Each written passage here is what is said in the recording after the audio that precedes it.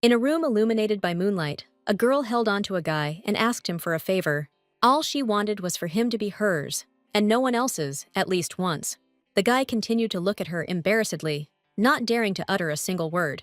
They merged in a kiss, but the thought did not leave her that he was the heir to the Duke. She was a simple commoner. It seemed to her that all this would be the last time, because when he graduated from the academy, he would have to leave her. She tried with all her might to build a wall between them, but the guy was constantly wondering why she was rejecting him. He tearfully promised that he would try and do everything so that she would not even think about leaving him. A girl named Lien was very surprised by such an influx of feelings and did not understand what she should do, because graduation would soon take place. They first met when she entered the academy, but everyone around her did not believe that she could pass the extremely difficult exam, so they considered her unworthy. Other students thought that the girl was quite pretty, but they were all united by the question of which club she chose. One of the students told the others that rumors usually spread quickly around the school, which meant she had missed the application deadline. The other answered him that it means she is not so smart if she managed to make such a mistake. There was a loud noise behind them, causing one of their classmates to fall to the floor and scream loudly. The guy, with a trembling voice, said that he would no longer run in the corridor, after which he asked to be excused. The one he crashed into simply walked past, not paying attention to the pitiful screams. The stranger approached the schoolchildren, who had just been unflatteringly discussing the transferred student.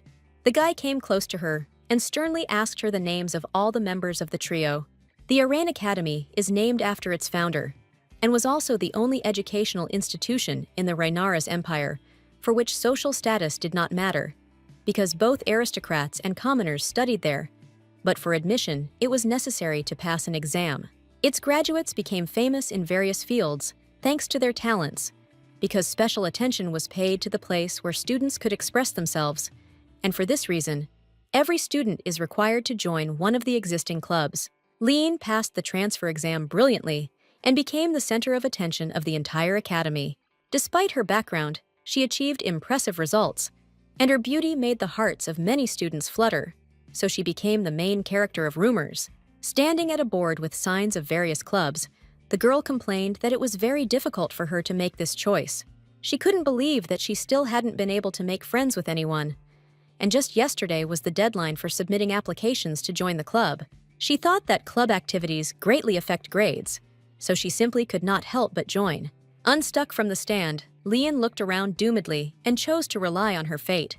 Walking further down the corridor, the girl decided that at the moment she needed fresh air. Going out into the yard, the new student saw how nicely everyone around was communicating with their friends. She understood that everyone had known each other since elementary school, and she had missed 5 years, so now she could not join the team. While she was wondering if she could make friends with someone suddenly called out to her.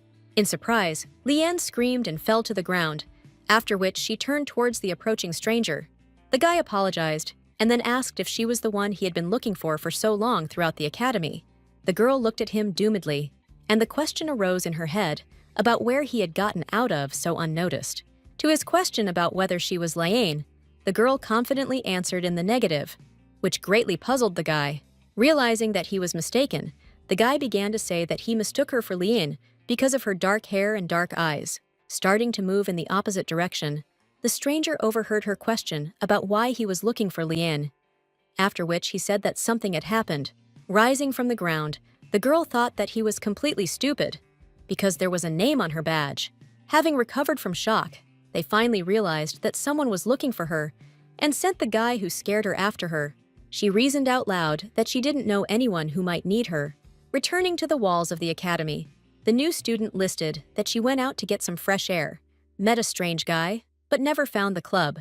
All this time, a guy with pink hair followed her and listened to her reasoning that mountaineering is one thing, but tasting all sorts of nasty things is a little different. He rudely interrupted her quiet monologue, offering to join his club, which currently consisted of 2 people. Lien turned around and saw developing wavy pale pink hair.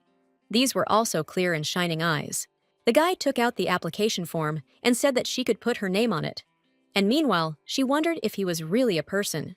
The girl was blinded by his beauty and thought only about where such a handsome boy came from at the academy. The stranger, meanwhile, came closer and asked her if she had joined somewhere and then again offered to join their club. Lian thought that she had been seeing strange people all day, but she said out loud that the application period for the clubs had already expired. The guy looked at her in surprise, but did not put the application form back. After listening to her carefully, he smiled sweetly and said that the club meeting would take place tomorrow. He came even closer and said that the deadline for applications was today, so she would make it in time. Noticing that she was not listening to him at all, the stranger continued to ask her to sign. Lian continued to walk away in another direction, but suddenly felt someone grab her sleeve. Turning around, she saw eyes full of misunderstanding, and then the guy asked why she was leaving. She reminded him that the deadline for applying to clubs had expired yesterday, to which he replied that this rule applied to existing clubs, and she just needed to write her name in the box, after which they would form a new club. Lian decided that she should think it over, because perhaps going straight would be easier than choosing at random. Looking at the stranger again, she thought that he was, after all, a school celebrity, so if she contacted him, then fatigue would be her eternal companion. The girl decided that she just wanted to finish the academy in peace, so she refused him. The stranger said that they needed at least 3 participants, and there were only 2 of them, including himself, so she should help them. Confused, she began to stutter and was unable to realize in time what he wanted from her. In a state of passion, and also being fascinated by the guy's appearance, Lian nevertheless signed the form. She couldn't believe that she could succumb to such a sweet face, and the guy, meanwhile, said that he was very grateful for the help, and also reminded her of tomorrow's meeting. Left alone, the guy talked loudly about how he couldn't believe it was so difficult to organize a club. The guy's name was Carcion, and creating a new club was not really a difficult task for him. He was simply annoyed by admirers following him from club to club, so he decided to found his own. The rumor that he wanted to open his own club spread widely among the students. It was about Carcion and Fjord, the best students at the academy, and participating in the same club with them could make their school years much easier. Fjord constantly resented the fact that his friend did not like absolutely anyone, so the problem for them was to find a third person to create their own club. Carcion found out the unpleasant details of the club's opening, so he had to do a search, after which he heard about a transfer student with excellent grades who had not yet joined anywhere. After receiving the coveted signature, the guy returned to his friend and said that he managed to convince her by using his charm. Carcion thought about how there was still no one who didn't show the slightest interest in him, so when she refused, he became very panicked and his true personality began to come out. Afterwards, he asked, puzzled, whether the new student really had such poor eyesight. The guy asked himself rhetorically, how could she refuse? Because he has such a handsome face. The first day at the club arrived, where Carcion irritably asked what her vision was. Lian calmly replied that her vision fully met all standards. During this time, she managed to learn something about the members of the new club, and in particular, their names. She also learned that the head of the club only seemed kind when he asked her to join them, but in fact, his terrible character was legendary. Many said that during sword training, Carcion attacked a person with magic without a shadow of a doubt, but even if the guy was only pretending to get her to join them, he still did not look like an aggressive person. The girl thought that he came across as a grumbler rather than a bad guy.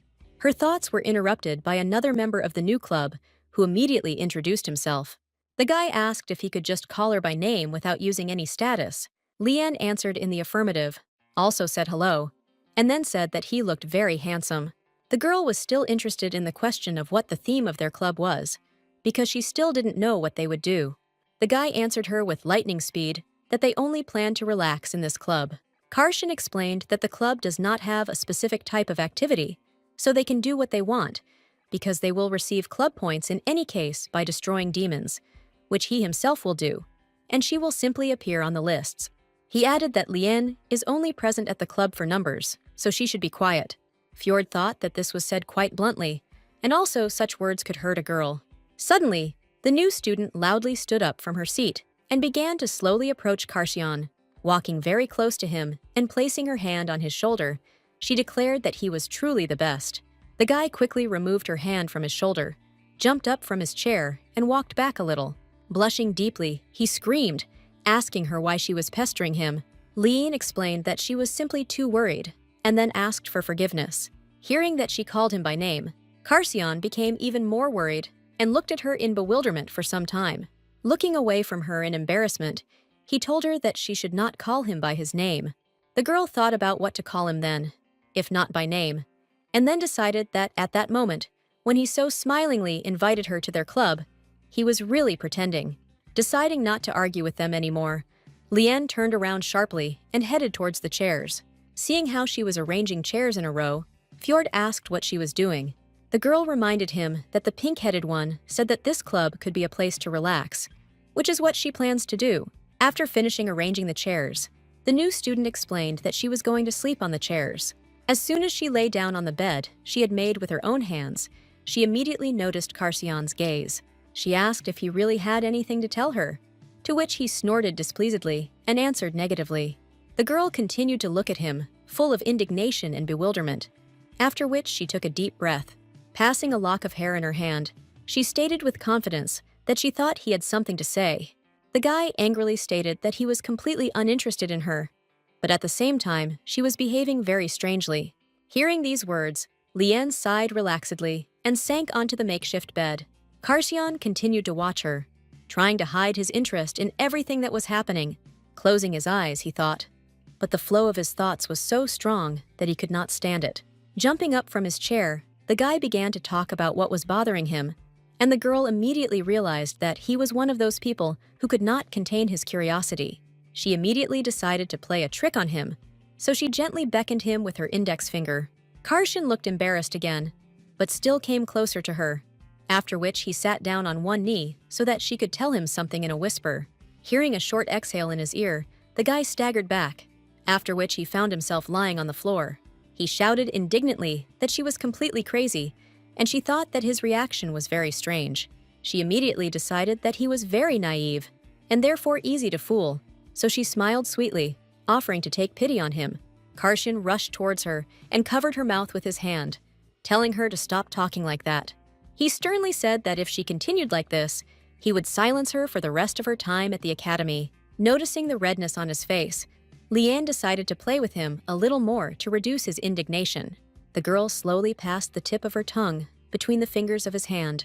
Karsion blushed even more, stepped back from her, and began to ask in a trembling voice why she was doing this. Seeing the expected reaction on his face, Lian realized that she should not believe the rumors circulating around him. In her opinion, he was not a bad guy, because he was so easily provoked by her. Karsion very quickly tried to move further away from her in order to come to his senses.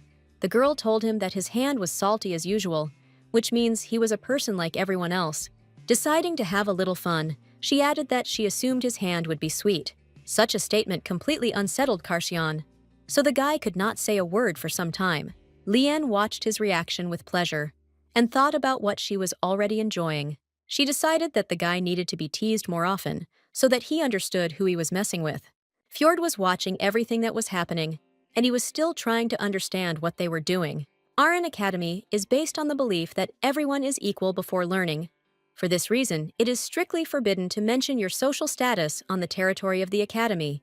This is what Lian liked most when she was about to enter an educational institution. Now she found a new sofa in the clubroom, and to her question about what it all was, Karsion replied that if she didn't know, it was called a sofa. The girl was interested in why it had the symbol of the Duke of Lycian on it, and although she knew that the rules were not fully observed, it was a clear boast of social status. The guy interrupted her thoughts and said that lying on the sofa would be much more comfortable than on hard chairs. Lian decided to tease him again and said that he told her about this in such a tone as if he cared that she was lying on hard chairs. He asked if she would really continue to mock him, to which she replied that she was asking a very serious question. The guy said that from their first meeting, he still couldn't understand what was in her head. The new student thought he was very cute, so she wanted to see more of his different emotions. Suddenly, his face changed, and he said that he was very curious whether he would find the answer to his question if he broke her head in half. Lian was not at all afraid and asked if he really wanted to try to do this. Realizing that his threat had not reached its goal, he answered her negatively, after which he turned to the window. The girl thought that his threat was very boring, because if he had already started, who was supposed to continue the dialogue in the same direction? Sitting down opposite him, Lian said that this time she preferred to read a book. The guy looked at her with displeasure And meanwhile, she asked what happened. Karshan moved a little to the side and asked why she sat opposite him. In response, she asked him where she should sit, because the sofa was only his place. The guy wearily bowed his head and explained that he didn't know at all that she cared about someone's property. Hearing these words, the girl immediately rushed towards the sofa, shouting that since she could lie on it, she would gladly do so. Finding herself on the couch, the new student spent some time trying to understand her unusual sensations. It dawned on her that she felt like she was on a cloud because the sofa was just as soft and comfortable. Lian didn't even try to hide her delight, so she smiled joyfully and stroked the sofa admiringly. Turning towards the table, she noticed that the guy was laughing uncontrollably and then asked why he was having so much fun. Karshan responded by sheepishly asking if she liked the new piece of decor in the club's office. She turned away and, trying to look indifferent, said that you could sit on it. The guy explained that this time her head would remain intact because he could read her thoughts from her face. Lian thought that her facial muscles had completely relaxed, so she should eat a high-protein herbal meal in the evening. She heard a short click of her fingers, after which a soft blanket appeared on her legs. She asked why he was so kind to her that he even conjured a blanket, to which he invited her to go to bed. The girl asked if he really liked the way she breathed into his ear. Deciding that such a phrase was not enough, she added that perhaps he liked her language. Lian immediately saw the long-awaited reaction and realized that steam would soon come out of him, so he could stop there. Covered with a soft blanket, she decided that he was really cute, and not at all as he was described. She thought that the guy very much reminded her of a big pink kitten. To her, he was like a cat who was wary of strangers around him. The new student grinned smugly and suggested that she finally understood him. Breaking the silence, she said that she would like to apologize for not understanding everything right away. When he asked what they were talking about, the girl explained that she had heard all sorts of rumors, and then suggested that he could not kill a person before entering the academy. In the end, it turned out that she was very hasty with conclusions. After her words, all the rumors about Karshan came to naught very neatly, as if someone had worked on it specifically. Waking up the next day, Lian realized that she had fallen asleep again, and then decided that this was the most wonderful adaptation period in her life. Suddenly, the door opened slightly. She quickly glanced towards those entering and thought about who could have come. Karshan and Fjord stood in the doorway, asking his friend why he didn't go inside. Seeing the sleeping girl behind the door, his friend immediately understood everything, and Karshan hissed at him. Fjord asked what had happened to him lately, that he was behaving so strangely. Noticing Karshan's angry gaze, he asked if this new student was really bothering him that much. The guy was not going to answer the questions, but his friend did not stop and asked why he cares about her so much. Unable to bear it, Karshan replied that he was greatly mistaken because he treated her this way only because she had recently transferred to the academy. When asked by his friend how long the adaptation period would take, he replied that they planned to treat her like this for only a week. He added that during this time, he would simply be careful with her so that she would not run away from them. Meanwhile, the same girl they were talking about pretended to be asleep, but did not hear their conversation. She thought that he was just very worried that she might wake up, so he had no intention of entering. As he walked past her, he noticed her bare legs, after which he decided to cover them with a blanket so that she would not freeze. Lian decided that she couldn't just leave it like that, so she immediately rose from her seat and looked carefully into his eyes. Smiling maliciously, she asked why he decided to cover her legs. The guy immediately tried to justify himself by saying that she understood everything wrong, and she assumed that he had undergone surgery to remove angel wings. To his question about what she was carrying, the girl answered that he was an angel kitten. Fjord decided that she just liked to mock him, and Lian said that she was just joking, but in her opinion, he really treated her well. Confused, Karshan angrily walked towards the table, telling her to continue sleeping. But the new student found herself thinking that she could not stop because she really liked his reaction. Stretching relaxed on the sofa, she explained that she woke up in a very good mood, so she decided to read a book. Turning towards Fjord, she noticed that he was also reading a book. Lian had heard quite a lot about Karshan, but practically nothing was known about Fjord. The guy was second in popularity to Karshan, and they were both in their senior year. She knew that he always looked friendly and smiling, but at the same time, there was some kind of secret in him. Lian never noticed any flaws in him, so she decided to try to make fun of him too. Approaching his desk, she asked what he was reading. to which he replied that he was repeating material that had not been covered. The girl noticed that, contrary to all expectations, he answered quite honestly. While he did not understand what she wanted from him, the new student, meanwhile, took off his shoe and threw it to the far corner of the room. Finding herself between the closet and the vase, the girl decided that she had managed to score an imaginary goal. She remembered that when her parents made fun of her in a million different ways, she remembered them because it was fun. Lian quickly apologized to him and said that she would immediately bring the shoe back, to which he noted that she does this when she gets bored. Fjord asked if she was really going to throw it out the window, to which she replied that she did not have such a spoiled character. Karsion, sitting at a separate table, watched everything that was happening indignantly. The girl quickly brought the shoe back, after which she asked if the golden-haired prince of the academy had lost the shoe, to which the guy replied that she was very cheerful and carefree. Sitting down on one knee, the girl offered to put the shoe back on his foot as a means of reconciliation. Karsion suddenly jumped up, interrupting their sweet and casual conversation. Lian looked at him carefully and asked if they really disturbed him. The guy asked tensely if their new student really had no pride at all. She asked with fear why he decided so, because she had not done anything wrong. Karsion explained that she knelt down so easily, after which he ordered her to get up from the floor immediately. The new student thought it was just a joke, as she knelt down to apologize for her teasing. She couldn't believe that he got so angry over something so trivial. After the meeting at the club, Karsion and Fjord headed down the corridor of the academy, where his friend talked about how there was no adaptation period. He was able to stop Karsion with the phrase that he was forcing him to go to the secretary. Fjord didn't stop asking what was on his mind and why that girl had power over him. At the last question, the guy turned around and looked angrily at his friend, which silenced him. Fjord didn't understand what was happening, so he just stopped a couple of meters away from him.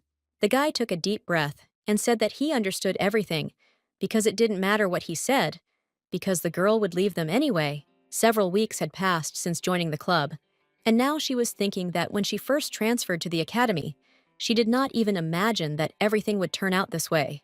She felt very good at heart, and she suggested that she did not even think that she would have so much fun. There was still one single problem, which was the main difficulty of being in the academy: communication with Karsion and Fjord, the most influential people in the academy, led to the spread of numerous rumors. In a closed political space like the academy, in a kind of secular world, Lian was extremely careful and even hid when she went to the clubroom. But outside the walls of the club, she was found by classmates who considered her unworthy to be near Karsion and Fjord. One of them said that, as they expected, her face was too cute, and the other said that she had nothing but a pretty face.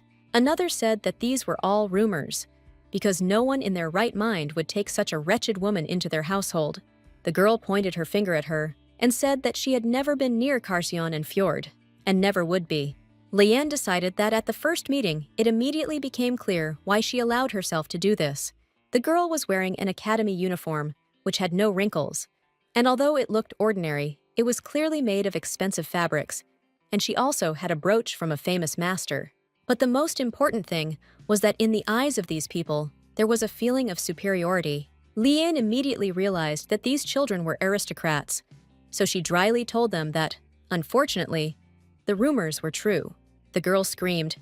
Did she really not understand what she was talking about? And did she really think that she could attract the attention of Karsion and Fjord? She went on to say that she must realize that the difference between them was greater than between heaven and earth, even though she clung to them like an insect. The new student thought that there had been some kind of misunderstanding, because if the girl had found out that Karsion had approached her first, she would probably have slapped her in the face. Lian quickly realized that this issue could not be resolved so easily, but she wanted to try. Making a sweet face, she gently replied that she was certainly no match for these two. She added that she did not join the club because she wanted to get closer to them, to which the girl replied that she would never believe in this nonsense. She lamented over Lian and demanded to know how she could end up in their closed club. Holding a pen in her hand, the new student explained that she joined because of their faces, because the entire academy recognized their beauty. She asked if they really wouldn't have joined their club if those two would have made such cute faces, to which one of the classmates answered in the affirmative, for which he received a blow to the head. The girl did not let up and asked how she managed to hog all their attention. She angrily said that it was impossible to make friends with aristocrats who influence society, trade, international relations, etc., and no one would believe in such friendship. Pointing her finger at her again, the girl asked if their hater really believed in the rules of the academy, because they didn't care about them at all. She added that she may have been misled by Karshan's permission and Fjord's kindness, but in any case, they were not on her level. The girl came even closer and said that she was just a school memory, nothing more, nothing less. Pointing a finger at her shoulder, a classmate told her that she should know her place. Lean thought that the girl was acting more childish than she had imagined. The new student winked and said she understood them, then asked if they were on their level. This question greatly infuriated the bullying classmate, so she angrily asked what she meant. She suggested that the hater did not understand who she was talking to, and perhaps had not heard of Countess Christia, and another classmate said that all the gold in the region was under the control of his family, and that this was the whole difference between the worlds of commoners and aristocrats. The third began to say that she hardly knew the name of Andrew's family, because they were viscounts. The girl said that their hater should have understood that they were all from influential families, so she must obey if she did not want them to turn her house and everything around into an open field. A classmate ordered her to kneel as a sign that she had truly learned this moral lesson. Leanne waved her pen and said that they needed to clarify something, after which she listed all their names. The girl looked at her angrily again and asked what she was up to. The new student simply got up from her seat and walked past them, to which she again began to ask if she had really forgotten, because her memory is short. She also suggested that the hater would bang her head on the ground, saying their names every night to remember. But suddenly, Leanne quickly ran past her and got into a pose for a long-distance sprint. She was full of self-confidence and in her abilities, so she did not notice what people around were trying to do. After counting down a few seconds to herself, she began to run in the opposite direction from the offenders.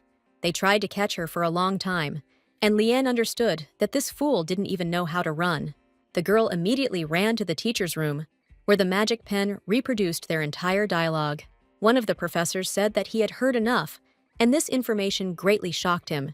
He added that it was a good thing she had a recording device in her hands during the attack, because otherwise they could have gotten away with it. Leanne thanked him and said that she was very scared, but had to tell everything. She said that she sincerely believes in the commandments laid down by the founder of the academy, and the rules of the academy should be sacred to all students. The teachers could not believe that they had such a selfless student, and meanwhile, she decided that everything turned out great for her. The new student thought that by emphasizing the rules as a model student, she would only highlight their disrespect for the academy. In fact, she had expected something like this, because when she joined the club that was the talk of everyone, she naturally attracted extra attention to herself. This was not the most pleasant attention, but nevertheless, she had no other choice. Approaching the door of the club, she tried to calm herself down, thinking that everything was fine, because she was already used to this. Having reached the door, she fell under the weight of my thoughts, because she believed that no one else would dare to touch her, because she was protected at the academy. She felt completely uneasy, but she tried to get up in order to still get inside the room where she could be alone. Having gone inside, Leanne first wrapped herself in a blanket and decided to calm down a little, after which she would get up. Wrapping herself up even tighter, she suddenly fell into a terrible sleep that constantly tormented her. In her dream, she saw her father and mother, as well as herself, who was trying to wake them up and have a picnic with them as before. When she was 10 years old, misfortune knocked on her door, and her parents came down with an illness that could not be cured, so she began studying medical botany to help them. The girl did not give up and repeated what she had learned every day, hoping to one day find the answer, believing that she should not lose hope. As she climbed the mountains in search of rare flowers, she thought that she must constantly try to do her best. Each time she returned joyfully, running home to try a new way to heal her parents. She firmly believed that her efforts would one day pay off, but she watched as her parents only got worse. The girl collected medicinal herbs in vain and begged with all her might in vain. All her hopes were eventually dashed, and her parents left this world from a terrible illness. After her parents' funeral, she locked herself in her room and didn't go out anywhere, didn't meet anyone or talk to anyone. A year of struggle with despair passed unnoticed, but at some point she realized that her hope made her so. She realized now that she had tried her best not to give up, but it had gotten her nowhere, so she shouldn't have gotten her hopes up. She would really like to tell herself then that she should have lived as if there was no hope for them, because despair alone was enough. Now, there was no point in her being upset, because Carsion and Fjord were aristocrats, and she was a commoner, because she did not expect their relationship to last long, because that was the reality. When she got out from under the blanket, she decided that she shouldn't show her weaknesses to other people, because people from the club were her friends only within the walls of the academy, where the significance of statuses was erased. She understood that she would not be able to be with them when her studies ended, so there was no point in holding on to a relationship that was doomed to end. Leanne realized that in the future, she would have to cope with all the problems on her own. The only reason she was able to settle into the academy was because she unexpectedly met them and joined the club. Trying to drive away unpleasant thoughts, the girl quickly shook her head and realized that one audio recording would not be enough. She suggested that outside help would be needed to carry out the punishment. Without thinking for a long time, she went in search of Fjord, whom she found in one of the corridors of the academy. She followed him and said that she urgently needed to talk to him about something. The guy said that he was a little busy, so he did not have time to carry out her instructions. Leon quickly ran up to him and asked if he really thought that she was one of his fans. Fjord finally saw the owner of the voice that was asking him for help, so he decided to stop and listen to her. She explained that she had not come to him to consult, but with a very specific request. That same night, Fjord conveyed all her words to his friend, to which he replied that they would deal with this trio. Fjord assumed that the girl joined their club because she was struck by the beauty of his friend. Carson wondered if it was really true, because you could never tell from her what she was thinking or what she was feeling. He was embarrassed every time at the thought that she really liked his face. Therefore, even in the dark, he turned away so that Fjord would not see his embarrassment, to which he replied that if he was so worried about it, then he would need to listen to the audio recording. The guy added that in any case, rumors are circulating around the academy, spreading faster because they are talking about expelling students. Fjord said that by the next day, absolutely everyone at the academy would know. Karshin did not listen to him at all, but only thought that the girl really liked his face. Collecting his thoughts, but still embarrassed, the guy said that when he first met her, who was not affected by his beauty because she acted as if she was not at all interested in him, after which he asked if it was true about the face. Fjord sternly told him that he had no intention of discussing such a topic with him. The guy asked if his friend could do anything about his noticeable blush, to which he replied that he was well aware of it, so he should shut up. Karshin believed that she was deliberately teasing him and telling him various things with an insolent face. Lian made him feel much better when he was around her. He understood that all this was for a reason, that it was all some kind of plan on her part. Next to her, his mood was constantly at its best, despite various difficult circumstances in his life. The daily teasing hurt his pride, and it always caught him off guard. Liane was not at all afraid to approach him, even though there were not entirely good rumors floating around him. He was constantly tormented by questions about what she thought about when she played with him, what she felt when she saw him.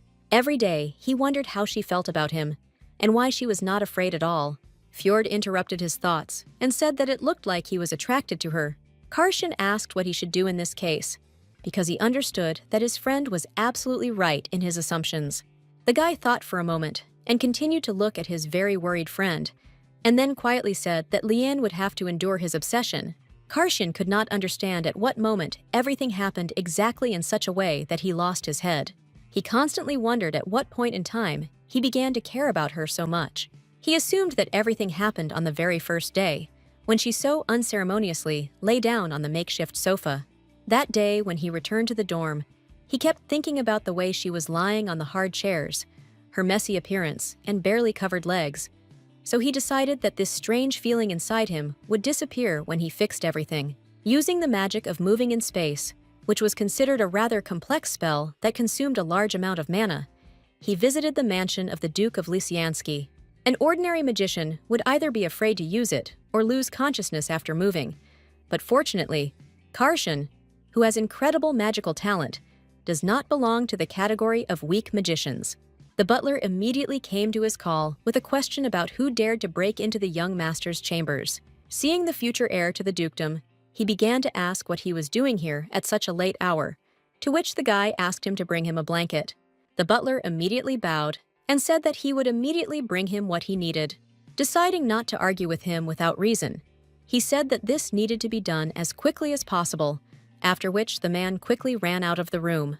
The butler was thinking that it didn't immediately dawn on him what exactly the young master wanted, so he should hurry up. Suddenly, the thought struck him that the blanket was intended for someone, and not for the gentleman himself.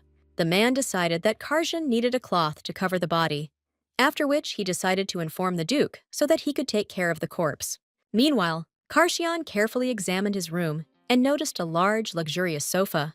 Deciding that this would be more than enough for her to lie down calmly, he began to cast a movement spell. Only high-ranking mages can use space magic, and depending on a person's capabilities, small to large items can be stored there. Karshan was the genius who used this type of magic to deliver the sofa to the academy. That day, he was worried about whether she would use it if he brought a sofa to the academy. He imagined how she would sit on him and be happy, but he was still worried whether she would like such a gift. The guy thought that this would be much better than assembling chairs and laying on them, and besides, the sofa was made by a skilled craftsman, so she should be very comfortable. The Duke's heir assumed that if she was covered with a blanket, she could take a nap under the warm rays of the sun. The guy embarrassedly thought that she would be able to smile at him again in gratitude for the provided place to sleep. Realizing that he was not thinking about this at all, he decided that it was not him that she should like, but the sofa with a blanket, because she irritated him too much. It seemed to him that if she made herself comfortable, he would finally stop thinking about her. He assumed that if this issue was resolved in a timely manner, he would stop worrying and worrying. He expected that she would be immensely grateful to him, which means she would stop mocking him. Karshan decided that if he didn't pay attention to her, then everything would go away on its own. Now, he couldn't understand why she still continued to get on his nerves. His heart was pounding out of his chest, and he had absolutely no control over it, which irritated him greatly. The girl continued to fill the entire space around him, even though he made such an attempt to get rid of her attention. Every day, for the entire week, at some point, she decided that she needed to tease him. Lian repeated the same breath in her ear, which greatly embarrassed the Duke's heir. One day, he suddenly stood up and asked her to stop doing this to him, to which she asked what he meant, after which she apologized and said that she wouldn't do that again, because she didn't even imagine that he didn't like it. Seeing how embarrassed he was, she continued to apologize to him for a long time. At that moment, he could not push her away, but only after a while he understood why everything happened this way. At that moment, he said that she was teased every day, so he also decided to mock her by feigning embarrassment. In the women's dormitory, Lian had just woken up and realized that she had another nightmare. She didn't know if there was any point in trying to cheer herself up, or if she should just be sad. Suddenly, someone knocked on the door, and she thought it might be the person delivering handouts. She really wanted to pretend she wasn't in the room, but the knocking wouldn't stop. Gathering her strength, she got out of bed and smoothly walked towards the door. With sleepy eyes, the girl tried to understand who was standing in front of her, after which she saw a familiar silhouette. Standing behind the door was none other than the heir of Duke Karshan, who was her mysterious guest. Realizing that she was standing in only a nightie, Lian tried to quickly close the door in front of her. She held the door tightly with her hands so that an unexpected guest could not enter inside. The girl tried to understand whether she was really not in her room now, but in the men's dormitory. Deciding that it was her imagination, the new student opened the door slightly, hoping not to see anyone there. The guy was still standing outside the door, waiting for her to let him in, but instead, the girl slammed the door again, covering her face with her hand. Lian tried to finally wake up completely so that she could start thinking normally. She was embarrassed that Karshan called her by name, because this had never happened before. Opening the door for the third time, she asked if something had happened, to which the guy became embarrassed. Lian tried to understand why he was silent, because it was a simple question, and also why he was so nervous. Realizing that he was still a real celebrity, and that if they were seen together, there would be a lot of problems, she quickly grabbed him by the sleeve and pulled him into her room. By closing the door behind him, the girl shocked the uninvited guest even more, who was already unable to explain what was happening. Suddenly, the realization came to him that he was directly in Lian's room. The girl began to ask why he came so suddenly. Did they really have big problems? The guy very quietly and embarrassedly asked why she continued to hold his hand. Sharply releasing her shaking hand, Lian explained that she was probably in a hurry to touch him, because apparently he didn't like it. Karshan answered her negatively, after which the girl examined him even more carefully. Turning away from her gaze, he said that he did not like her touching him or calling his name. The new student suddenly began to understand everything and realized that he was a very nice guy after all. The guy told her that she could just call him Kaon instead of the pink-headed one. In Lian's imagination, Karshan suddenly turned into a cat who was caught by surprise. She was very surprised, because they had only recently met, so he couldn't have liked her in such a short period of time. The girl thought that he absolutely didn't like it when she teased, but it turned out to be quite the opposite. He always wanted to make friends with her. Lian didn't understand how anyone could not like such a handsome and kind-hearted boy. This was not the first time she had experienced something like this. So if he wanted to be closer to her than just a friend, then she would have to leave him at a distance, because any expectations only leave scars. The girl smiled sweetly at him and said that she really liked his shortened name.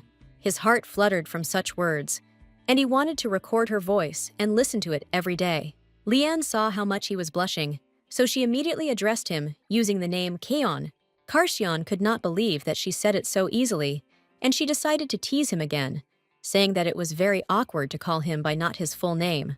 Approaching even closer, she repeated the shortened name again. Continue to observe his reaction.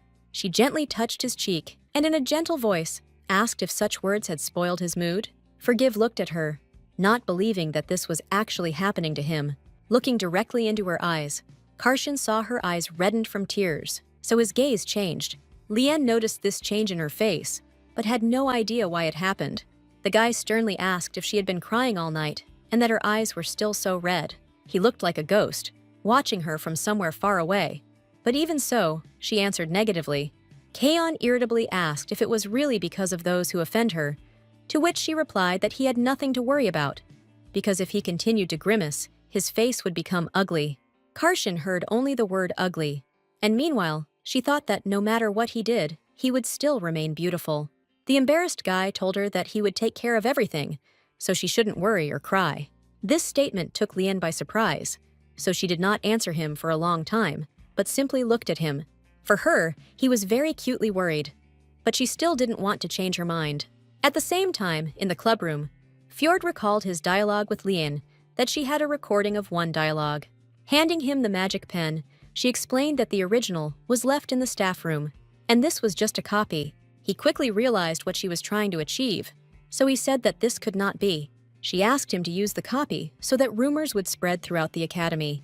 Fjord was very pleased with how smart their new club member was. The guy understood that there was obvious status discrimination in the recording, although this was prohibited. There were already quite a few dissatisfied students, so they should have dealt with this issue. He assumed that since the teachers were aware of what was happening, expulsion was just a matter of time. In his opinion, although Lian had recently entered the academy, she was already well acquainted with its laws. But this was still not enough. Fjord knew that the girl was very smart and guessed that a simple girl could disappear without a trace. Now this cannot be a problem for her, because she has become the object of Karshan's attention. Rumors spread very quickly throughout the academy, so now everyone was discussing that the 3 aristocrats who pestered the commoner were actually expelled. Many were interested in what was happening at the academy. One of the students said that it sounded like she was personally expelled, and then added that it would take a lot of effort to manage to get kicked out of the academy. Someone reasoned that even the director had his say, although he had never gotten involved in the affairs of the academy before, which means the matter became too loud because they grossly violated the rules. Some have speculated that the trio's families collapsed overnight due to accidents related to their businesses.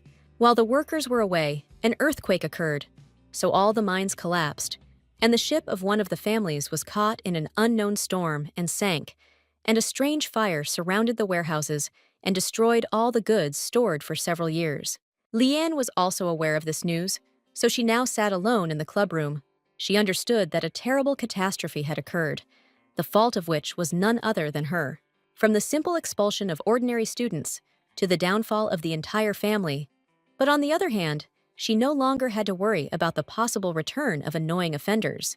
There were rumors throughout the academy that if you contact her, trouble will definitely happen. The girl was indignant that she already had no friends, and now they stopped talking to her altogether. Fjord noticed that she was always in the clubroom anyway, to which she replied that it was completely different. Lian noticed that everything in her life was the same, because she didn't even communicate with her classmates. She briefly thought about the fact that something had changed dramatically in her life. Karsion very often began to show attention to her, and even this time he brought her a flower, saying that as soon as he saw it, he thought about her. The girl looked at him carefully, still trying to understand why he had changed his attitude towards her so dramatically. Lian reminded him that of course she was grateful that he was thinking about her, but he shouldn't have picked the flowers to show them to her. Noticing the indignation on his face, she added that since he had already picked it, he needed to put it in a vase, and if the water was changed periodically, it would last much longer. Kaon immediately cheered up and joyfully announced that he would immediately bring the necessary item. He immediately began to cast teleportation magic, to which Lian asked why he was casting spells if he could just ask for a vase. The Duke's heir recalled that he had an abundance of mana, and meanwhile, she thought that he was now trying to find something that could not be bought with money. The girl realized that since their last meeting, the guy had become more open and nice to her.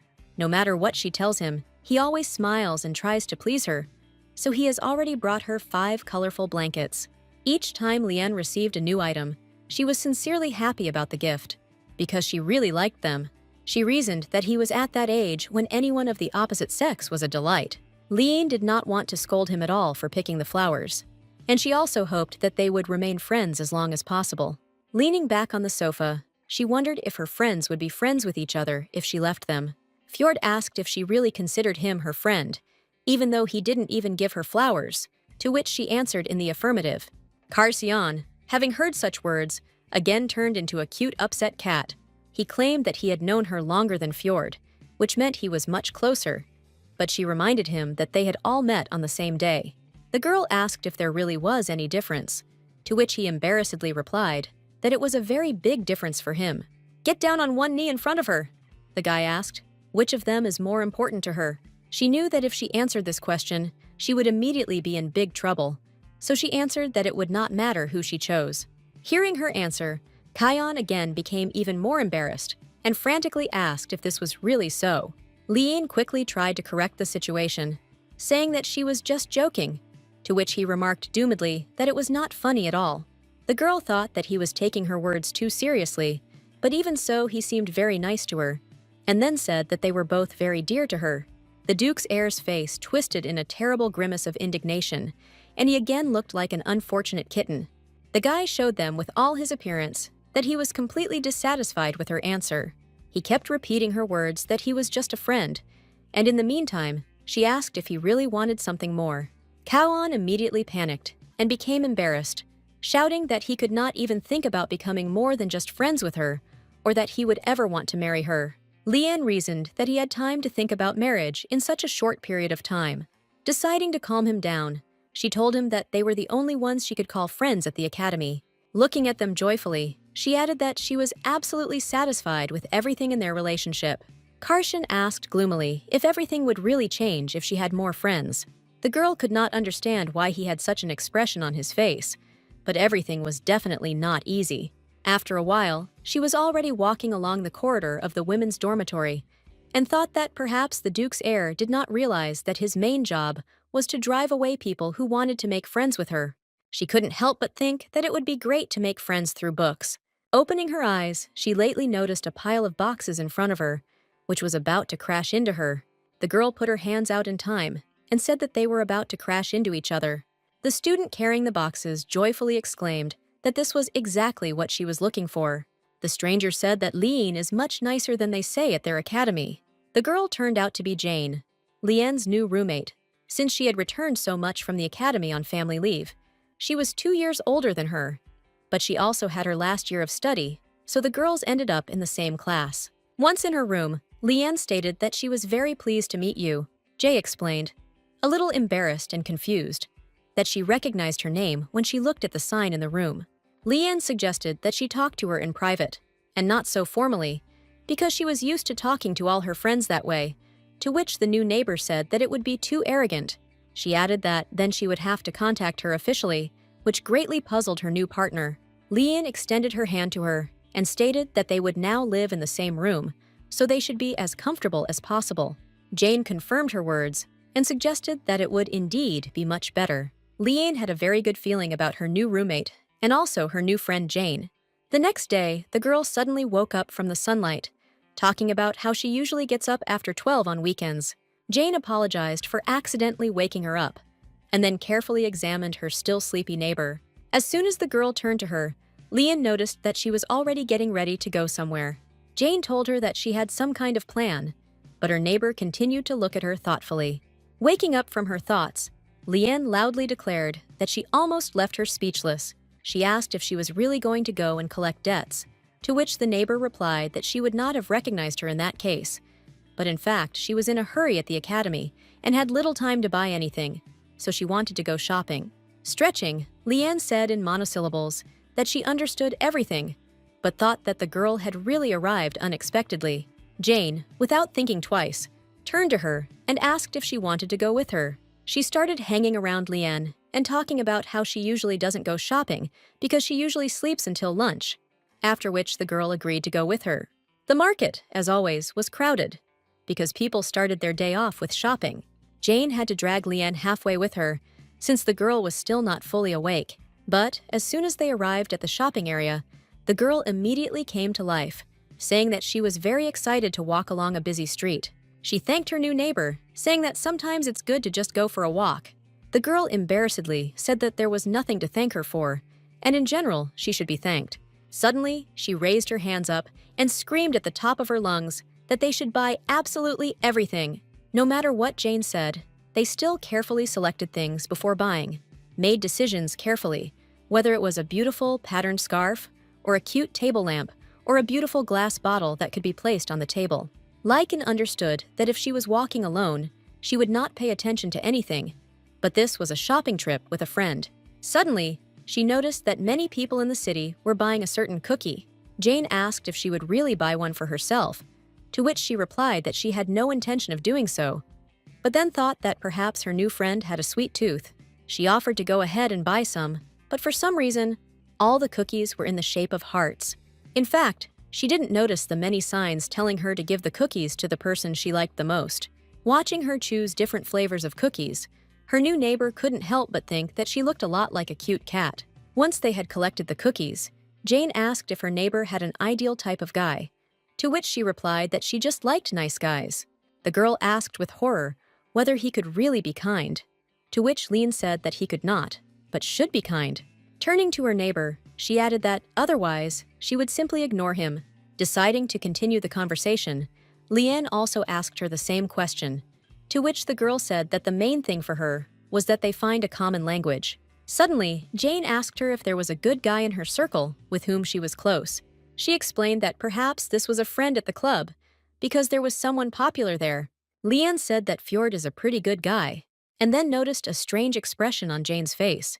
She was very shocked by her strange behavior, but could not understand what the reason was. The girl began to make excuses that her new friend had misunderstood everything because he was just a friend to her.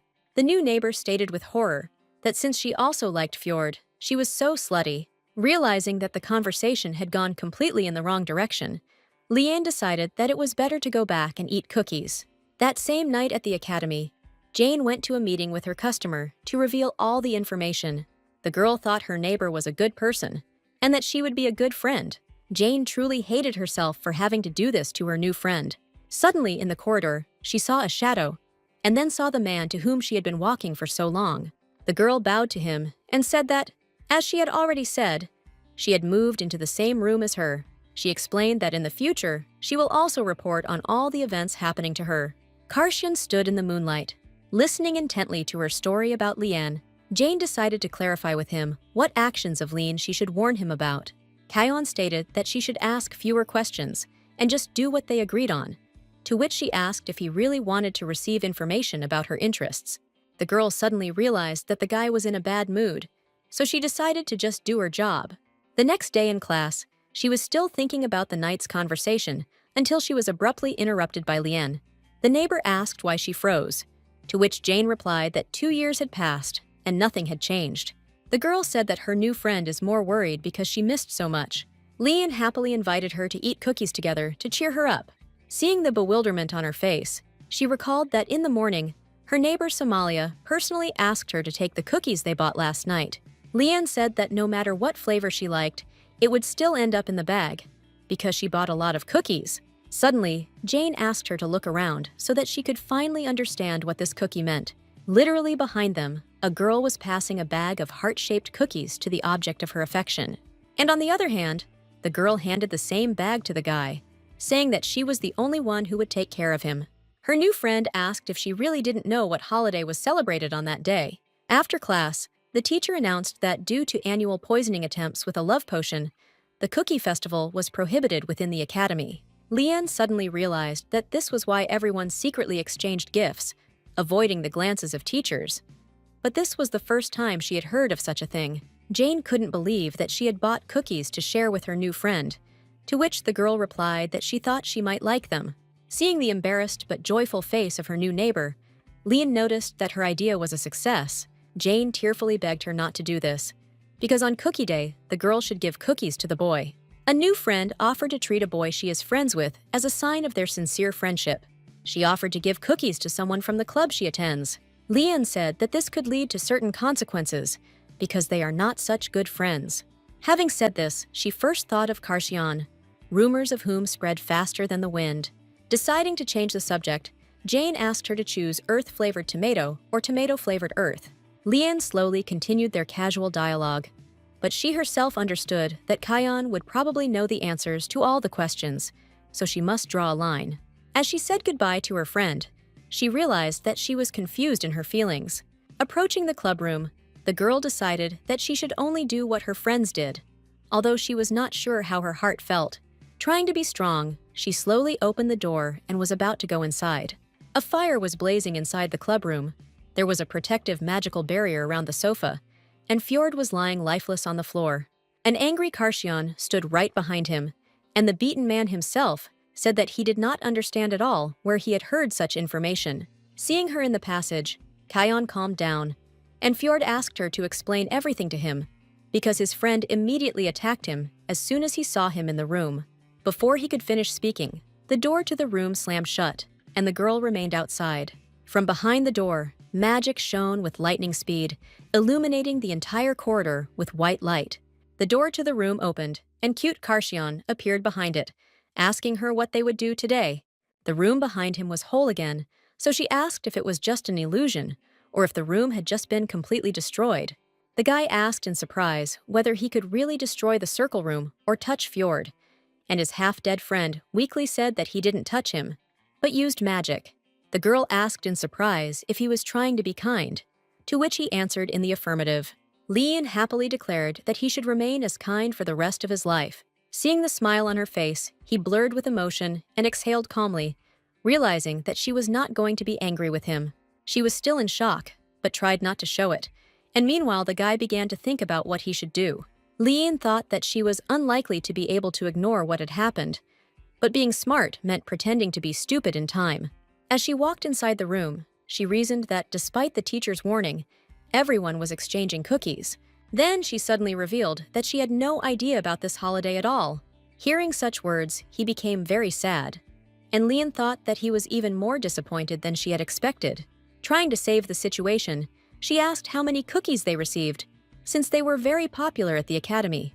Fjord said that he was given enough cookies, and Karsian was caught last year, so he no longer accepts them from other people. As soon as he said these words, he immediately noticed the evil look of his friend, which said that he would regret these words. The girl said that everyone was secretly exchanging cookies, and then turned towards the smiling Karsian. Fjord sincerely prayed that she would quickly give the cookies to Khan, so that he would finally calm down, because for some reason, he decided that he liked her. Leanne suddenly suggested that they spend the day without cookies, so as not to break school rules. Her words greatly saddened the Duke's heir, who was still hoping for cookies. She thought that Kayan's eyes had dimmed, but she didn't need to look at them. Covering her face with a blanket, the girl tried not to notice what was happening around her, so as not to leave the intended path. There were 2 other people in the room besides her, but for some reason, it was too quiet. Deciding to look around to understand the seriousness of the situation, Leanne opened one eye. In the corner near the sofa sat a distressed Kayan, curled up like an offended kitten. This sweet picture touched her heart, but she couldn't help it. She didn't understand how she could try to ignore him if he was being so nice to her. She had a headache from the flood of thoughts that she was offending him too much. Lean thought about the fact that she herself suggested a cookie day without cookies. Fjord suddenly approached her, indicating with his finger that there was something under the table. The girl did not immediately realize what he was trying to explain to her, but then she turned her head towards the table. Bending under the table, she saw a bag of cookies that Karshon so desired. Fjord tried to explain to her in sign language so that she would give the bag to Kion, thereby saving him from death. Fortunately, Liane immediately understood what he wanted, but she thought about the fact that they had previously seemed like close friends to her. She recalled with horror that just recently the guy was lying on the floor, practically unconscious. Therefore, now she could not refuse his request to just live in peace in this world. The girl sat silently for some time and thought about what she should do in such a situation. Looking again at the sad Karshon, she quickly threw her bag on the sofa and then began to search for something in it. Taking out from her bag the treasured bag of cookies that she had bought the day before, Liane went towards the sad man. She handed Kaon the package and said that he could take it for himself in honor of their friendship. The guy did not immediately understand what she had done, but still got up from the floor to be on an equal footing with her. After a couple of moments, he realized that she was giving him cookies on Cookie Day, which meant that all was not lost. Seeing such enthusiasm, she reminded him that the cookies were a sign of their friendship. The guy happily accepted the treat and then thanked her for such a long-awaited gift. Liane thought that it was a simple bag of cookies, but it brought him a lot of joy. Someone suddenly knocked on the door, to which Fjord immediately rushed to open it. The girl thought that the guy was very popular, so someone came to him. Fjord came back and said that girls usually don't come to the club room when Karsion is in it, but sometimes they are very brave. The guy asked his friend to open the space where he kept all the cookies he received, saying that there is nothing good in all this, because then it is difficult to get rid of such a quantity. Liane wondered, puzzled, if all this food was going straight to the trash. He explained that he could not eat it all alone, and also did not know what was inside, so he could not treat it to anyone else, because despite the rule, every year there are still victims of the love potion. The girl again doomedly asked if he really just throws out a mountain of cookies every time. Kion happily stated that he only received the cookies from her, and Fjord replied that he had not paid attention to it before. Suddenly, she realized that the girl was passing him cookies, but at the same time, her hands were shaking very much. Liane distracted them from blaming each other for the uneaten cookies. She handed him a bag of cookies that Fjord had prepared for Karsion. After receiving the gift cookies, Fjord asked why she decided to do this. The girl explained that since it was Cookie Day, he should try some too. Liane said that she would go to the ladies' room for a while, and they could eat cookies for now. Fjord immediately felt Karshon's evil gaze on her, so he tried with all his might to stop her. Closing the door behind her, she realized that he had done nothing wrong, but still deserved such a fate. As the door closed, a loud sound was heard again, and then it was thrown to the floor by a shockwave. Rising from the floor, Liane tried to understand what happened inside. What even affected her on the outside? When a mage gets enraged, his surge of magic can be like an explosion, so she quickly fled to the dorm. A few days later, she walked down the corridor and thought that for the holiday that she learned about on the day of it, she did pretty well. But if Kaon's relationship with Fjord worsened, then she was ready to take matters into her own hands. George, the professor of medical botany, announced to them that they would be working in groups for this lesson. The man was very grumpy, but he had a talent for teaching such difficult students. The professor gave a lot of information that was not in textbooks and also practiced for a long time before becoming a professor, but his subject was not wildly popular among students. She accidentally ended up in a group that consisted of students with a large number of visits. She would not have had any problems with an individual task, but working in a group caused her resentment, since she did not communicate with anyone. Liane decided that she needed to think positively, because this way she could make new friends, and one of her classmates said that if she had no one to do things with, then she could do everything on her own. A classmate sitting next to her turned to her, wondering if she could ask a question. Having received an affirmative answer, the girl asked if the rumor that Karshon liked her was true. Liane responded negatively and added that there was absolutely no reason for this. The classmate continued to stare at her and then snorted loudly. The girl exhaled deeply and stated that she really fell for some rumors. Liane did not understand what she wanted from her and why she was talking to her in such a strange tone. Seeing strange inscriptions that she would be the main one in the group on the sheet of one of the participants, she suddenly sensed a bad feeling. Karshan had no reason to love her because they were of different social standings. The girl believed that, if you look at it objectively, he didn't like her that much. The guy had a beautiful appearance, background, and a kind and pure personality, so even someone from the ruling family could not compare with him. Lian understood her situation very well, but she could not allow someone to look at her with such an appraising gaze. She firmly decided that she could not just leave such a malicious statement in her direction. Having decided to act according to the method of what they do to you, so you do to them, she said that she was very grateful to Miss Potato and hoped that they would be able to work as a team. Hearing that she had just been called a vegetable, the girl was very angry, but remained in shock for some time. Having fully realized what was happening, she jumped up and asked where she found the potatoes, while Liane explained that, given their topic, the task had to be carried out in a remote area. The classmate continued to complain about her, and another member of the group said that he agreed to go with her. Arriving at the clubroom, the girl began to lament how she could lead such a group, because it would ruin all her grades. Kaon asked what happened, to which she replied that her leg just suddenly hurt. He immediately offered to give her a massage, but managed to stop talking in time, because he realized what he was offering her. The guy tried to justify himself, saying that he had no malicious intent, because he was just worried about her. Liane explained that she didn't think at all that he was such a master at this, so she even almost agreed. Their entire strange conversation was also observed by Fjord in the room, who was clearly not happy with what was happening. The girl laughed very hard and said that he had cheered her up, and then said that she had heard strange rumors about him. Kayon immediately changed his face and asked with interest what rumors were being discussed. Lion accidentally let it slip that he heard the news that he liked her. The guy asked if such rumors really disappointed her, to which she answered negatively. The girl thought that her only concern was that the likely outcome was also being discussed, but she would prefer rumors that she liked him, because there were a lot of such girls. She couldn't tell him this directly, because she might cry. Because when she sees how sad he is, she remembers how she cried after her parents died, and this made her feel weak.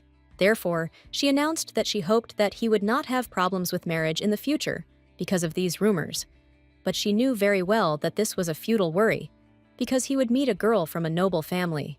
Kaon, calmly and gently, said that he was very glad that she was not upset, and that she need not worry, because he would still be with her. His fiery speech was interrupted by an unexpected guest, who said that he had come to find Lian. Kaon looked angrily towards the open door, trying to understand who was looking for his beloved. When she turned towards the door, the Duke's heir was already standing next to her, about to let in the uninvited guest. Opening the door, he furiously asked who this person was that dared to interfere in the affairs of their club. Lian said the guest was scared, because he opened the front door so quickly.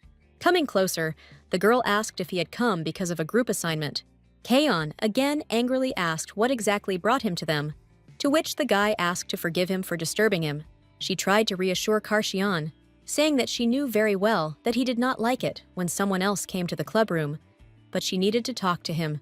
He immediately changed his face, smiled joyfully, and declared that in this case, he would not interfere with them. Lian asked the uninvited guest what happened, because they agreed to meet after the hours allotted for club activities. The guy explained that he had a very bad headache, so it would be very difficult for him. The girl said that he should take the medicine, but he would not need to go with them, because the next day he would need to work with the collected herbs. But if he felt bad, he would not be able to do this. Still sensing an ominous aura emanating from the room, the intruder stated that since he had no more questions, he was leaving. The guy crawled a few meters and then began to quickly run away along the corridor.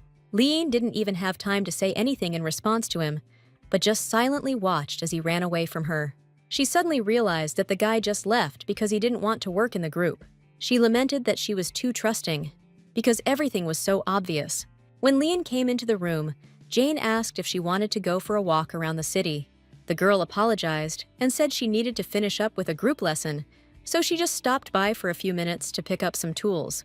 She sincerely hoped that Professor George would not teach group classes twice, but in the meantime, her neighbor reported that she had received letters. Taking 2 envelopes in her hands, Lian sincerely thanked her for the service, after which she headed to her desk. The girl quickly realized that one of them was sent by her aunt, but since family seals cannot be used to write to the academy, she used the others. She remembered her aunt, who was very kind to her, and who always answered her questions. Leanne decided that she would definitely need to read the letter and write a response later. The letters always had the same scent of lavender, which never changed.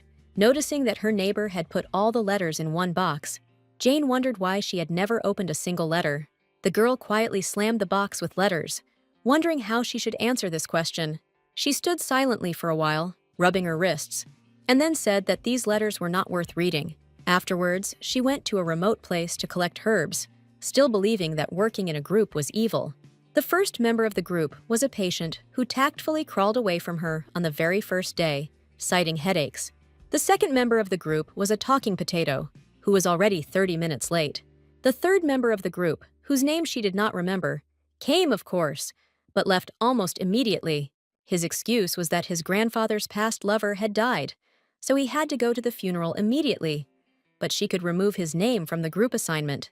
So she was left alone, finally telling the guy that he really should pass by, since we are talking about his grandfather's past lover. Walking up the slope, Leanne loudly reasoned that, although the weather was cloudy, she was walking alone and could figure it out on her own. She always liked to walk along the mountain road because she and her mother used to dig up medicinal plants in these mountains. But after her parents left her, she stopped coming there because her aunt was worried about her. However, she brought her all the medicinal herbs that Leanne wanted, so she could concentrate on her studies. She knew that if she had come into their home when she was younger, she could have called them Mom and Dad.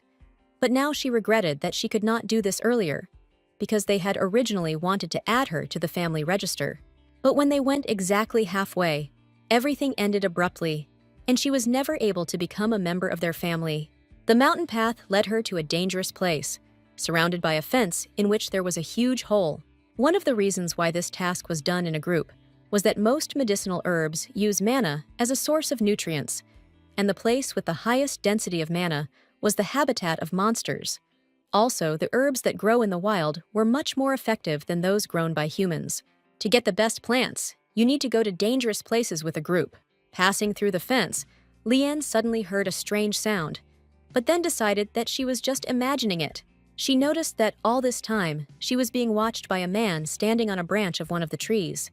The girl really wanted to complete the group task, and unexpectedly, she saw the Dao Tranto flower, which is very difficult to collect, and since it had no beneficial properties, it was often classified as a weed.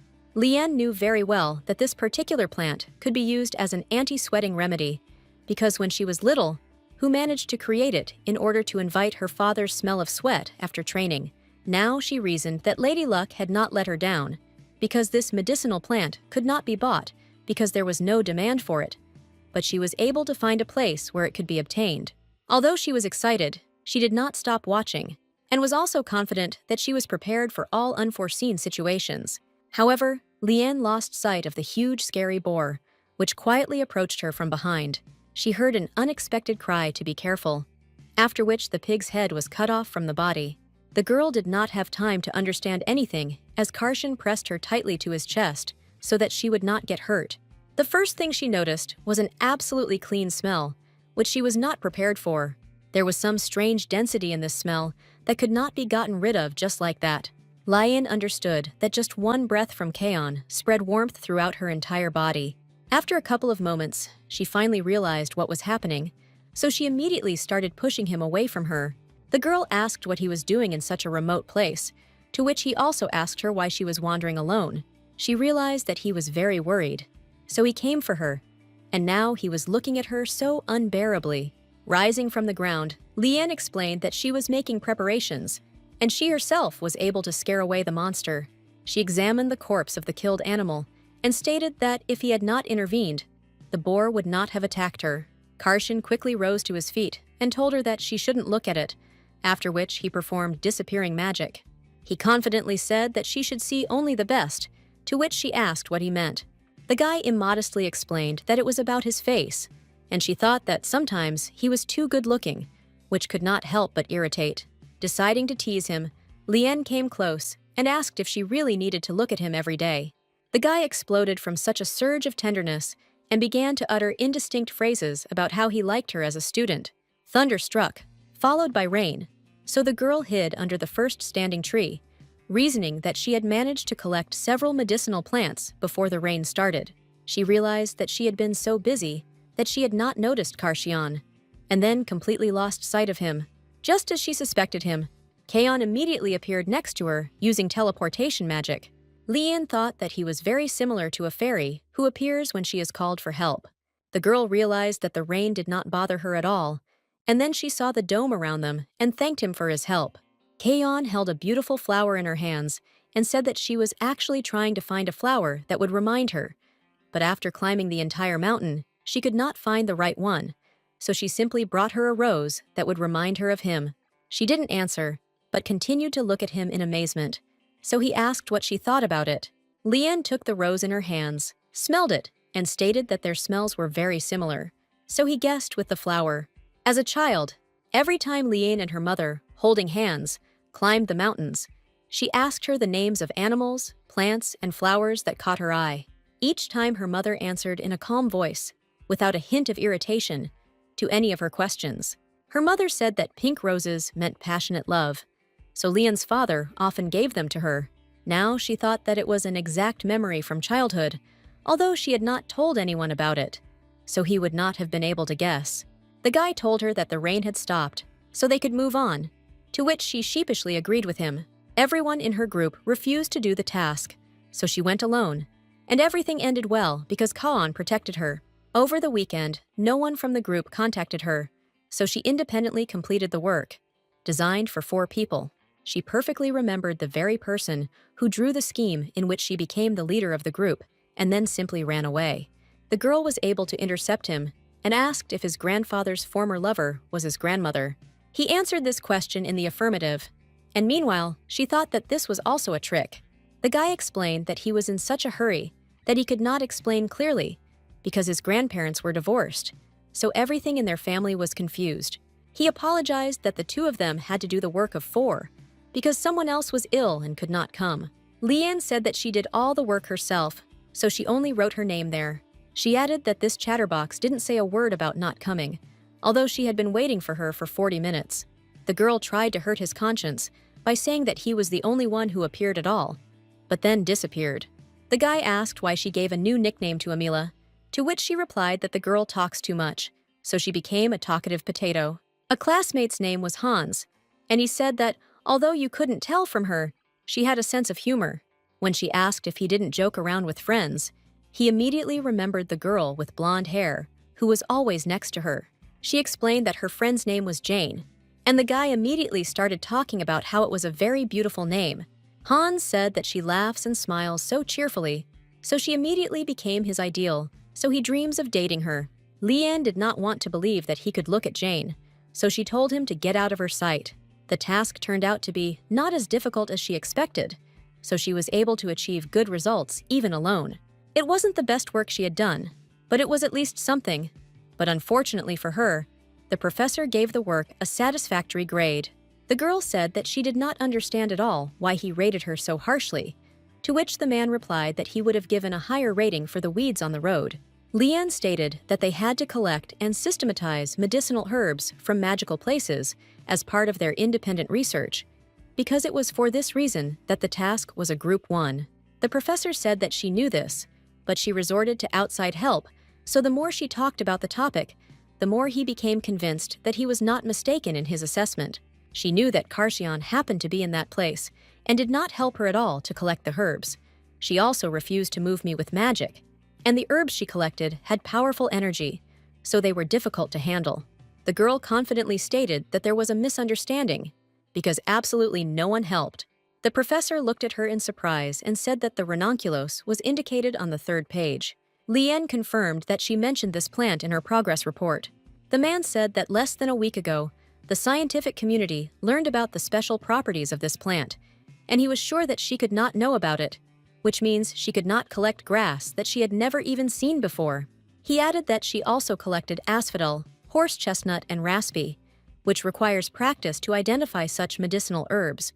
The professor stated that they had never examined these plants in detail in class, hence the logical conclusion that she received someone's help. Lian was well aware that this was a failure, because she often did not listen to the professor, because she already knew these topics very well, but she intended to collect only rare and complex taxa for the assignment, which was a fatal mistake.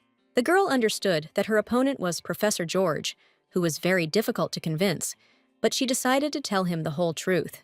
She knew that her knowledge of medicinal plants was much greater than that of her classmates, and the reason she didn't want to show it in class was because she didn't want to answer the professor's questions and get a pat on the back. Thanks to her knowledge, the path to graduate school and master's was open to her, but even now, these laboratory zombies who entered there were constantly near the professor's office. Deciding to be as brief as possible, Liane began to say that she did not know that the properties of ranunculus had recently been discovered, but she had known about them since childhood, so she did not even think that the city did not know about it. She said that she had collected other medicinal herbs on the mountain behind the school, so she could also mark their locations as evidence. The girl decided that she was as brief as possible, so he would not be able to cut off the points she received. Liane did not yet suspect that ranunculus had been used exclusively as an ornamental plant for many centuries, and one had to be an eccentric to begin researching such a flower, and the professor who was now closely watching her was exactly such an eccentric. The man looked at her keenly and asked if she knew anything about the benefits of shigor japcho. She said that this is a medicinal plant that she uses to improve blood circulation and maintain tone. The girl added that abuse leads to the accumulation of toxins in the body and side effects, but thought that it could also be used with other medicinal herbs to moisturize the skin, but due to the inability to remove toxins, the plant is rarely used. The professor at this time thought that the student who almost scored a perfect score on the entrance exam, as well as constantly looking out the window in his subject, aroused his considerable interest. Now he understood that the reason for her careless attitude to the subject was that she already knew everything. The man apologized to her for misunderstanding her, and Liane decided that he was the type of person who was ready to admit his mistake. The professor said that he would correct her grade to excellent, because she had achieved a lot on her own. The girl sincerely thanked him and was about to leave, but he stopped her. George asked if she would like to learn from him personally, and then smiled happily. Liane ran out the door with lightning speed, shouting that she didn't need this at all. The professor enthusiastically went through her work and chuckled melodiously, realizing that he had finally found talent. From that moment on, Professor George began to constantly ask her in class. After every lesson, Hans began pestering her with a request that she introduce him to Jane. The girl decided that life at the academy could even be called successful, because lately everything had been quite calm. Every time Hans watched for her and wondered what would happen if he accidentally arranged a meeting on the weekend, and she just needed to say that this guy was not bad. Liane often could not stand it and lashed out at him, saying that he wanted too much. Everything that was happening was observed by Jane, who more than once witnessed scenes when her neighbor scolded a guy she didn't know. During this time, Liane's quiet daily life was slowly coming to an end because the informer Jane assumed that she was telling off her boyfriend. Soon, the inevitable exam time arrived, but the academy's curriculum was divided into general education and special subjects. Although special subjects made up half of the curriculum, this did not mean that grades in general subjects did not have weight, and in addition, Hans pestered her with the same request. She asked if he really had no voice, or if this was a reason to come up to her and ask about something, to which he replied that he didn't even know what kind of exam it would be, because he wanted to talk about Jane. Liane said that right now, she would ask him a very important question that he must answer. The girl asked what he would choose: earth with the taste of tomatoes, or tomatoes with the taste of earth. The guy thought for a while and said that he would choose tomato-flavored soil, after which she told him that he was disqualified. His answer did not coincide with Jane's answer, because she explained her answer by saying that it was enough for her, that it just tasted good. Jane came to meet her in her office, asking her who it was next to her, to which she replied that there was no one there. After difficult exams, her friend approached her again and asked how her accounting exam went, to which she replied that she did well. The roommate stated that she had no idea what they were going through. Jane reasoned that at least the professor had decided to start them with accounting, so now they could learn other subjects. Liane talked about how she was going to take extra classes during the holidays. She added that she was not at all disappointed with her grades. She would just stay at the academy during the holidays, and she would be bored when everyone left after the exam. A friend promised to send her letters, so that she would not get bored, to which Lian said that she was the best. After a while, the girls said goodbye and dispersed along different corridors, going about their business. Lian thought about how Jane encouraged her every time she went to the clubroom, even though she was just going there to sleep. Coming closer to the door, I heard a strange dialogue about how someone was late again. In response, he was told that Karshan himself was late for the accounting exam. The girl suddenly felt a very strange magic, which sent a shiver through her body. Lian decided that she should come in now, so she opened the door with her eyes closed and said that she was sorry for being late. Kaon appeared right in front of her, who graciously greeted her right at the entrance. She stopped for a minute and asked why Fjord was on the ceiling. The guy explained that his friend was a little tired, so he decided to take a nap right there on the ceiling. He added that he was just having a terrible dream, so she shouldn't worry about it. Lowering him from the ceiling, Karsion asked if he slept well, to which Fjord quietly asked who was in the room. Karshan angrily asked if he had a good time under the ceiling and if he got enough sleep. Looking up, Fjord saw Lean in front of her, to which she said that she entered the room at the right time. He asked if she was also late for the meeting because of the exam, to which Lean said that she was trying to get a passing grade. The guy advised her to retake the exam, and Kayan said that everything was very easy, so he didn't even count the points. But she is very meticulous. Fjord tried to understand how cuteness relates to meticulousness. Lian wondered if everything was really easy, and Karsion joyfully answered her question in the affirmative.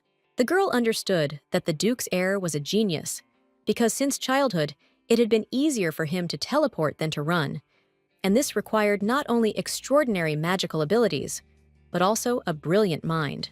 Lian asked what Fjord's specialty was, to which he replied that he was engaged in fencing. She assumed that he would be able to understand her, but the guy did not answer that they told him that they would mark his works in exams, even though he did not write them. The girl suddenly realized that out of all three, she was the only one left in the dark and struggling with the exams. Her grades weren't bad, but she'd been slacking off a lot lately because she'd been watching them. She announced to them that from that day until the exam, which would take place in 2 weeks, she would not go to the club. Although she was not the best in the class, she still had a high average, but she failed her accounting exam, so she needed to save other subjects. Sitting in the library, she decided to start studying special subjects, for which she had not yet received a grade. She was joined by Karsion, who only pretended to read while holding the book upside down. In response to her remark that he was holding the wrong book, the guy explained that he could read even that way. He said that mana is the energy that is the basis of all living things, but when the laws of nature are violated, this energy changes and a monster is born. The girl noticed that he was looking only at her, and not at all at the book, and it was impossible to study like that. Kaon moved closer to her and asked if he really worries her heart and mind. He offered to teach her everything she didn't know, but all she had to do was ask him. The guy was talking very loudly, so she realized that he absolutely did not care about his surroundings. A lot of time had passed since that conversation about the rumors about their relationship, but every day there were more and more people who believed in it, so it seemed that someone was deliberately spreading them. She was constantly afraid that his parents would definitely want to meet her, because she was the very girl who charmed their son. Karshan immediately approached her and asked what she was thinking about, but Lian, meanwhile, was thinking that she was too worried about exams and rumors. Therefore, she faked a smile and said that after looking at his face, she forgot about everything. The guy was a little shocked by this statement, but quickly managed to come to his senses. He asked if she liked his beauty, to which she answered in the affirmative. The girl added that she was worried about some trifles, but thanks to him, she completely forgot about them. At the same time, in the mansion of the Duke of Lysyansky, the butler told the same rumor from the academy to the Duchess. The woman replied that her son was interested in the opposite sex, and it was very interesting. Sylvia said that she had guessed about this, but had no idea how things really were. After Lian told Karshan that she would not come to the clubroom until the end of the exams, he began to literally stalk her. He was very glad to be next to her absolutely always. Not one step, not backing away from her. She was a complete fool when she decided that she could hide from him in the girls' dormitory, because even this had not stopped him before. The girl stated that, fortunately, he did not collide with anyone while going to her room, but she now does not live alone, and he should apologize to her neighbor. The guy looked at Jane mysteriously, smiled at her, and quietly asked for forgiveness. Her neighbor was shocked by the unforeseen circumstances, and also by the fact that her boss could show such emotions. The girl squealed in embarrassment, saying that he shouldn't have apologized to her at all. Liane immediately noticed that her friend did not have to be friendly with him, after which she considered this behavior strange because they were both usually hot-tempered. Karshan didn't listen to her at all, but simply had his head in the clouds, so the girl decided that he didn't care at all. Liane sighed heavily and said that there was nothing to do, and then quickly grabbed his sleeve. She told him not to be a fool because they needed to go to the club room, and for this, he had to use teleportation so that they would not be noticed.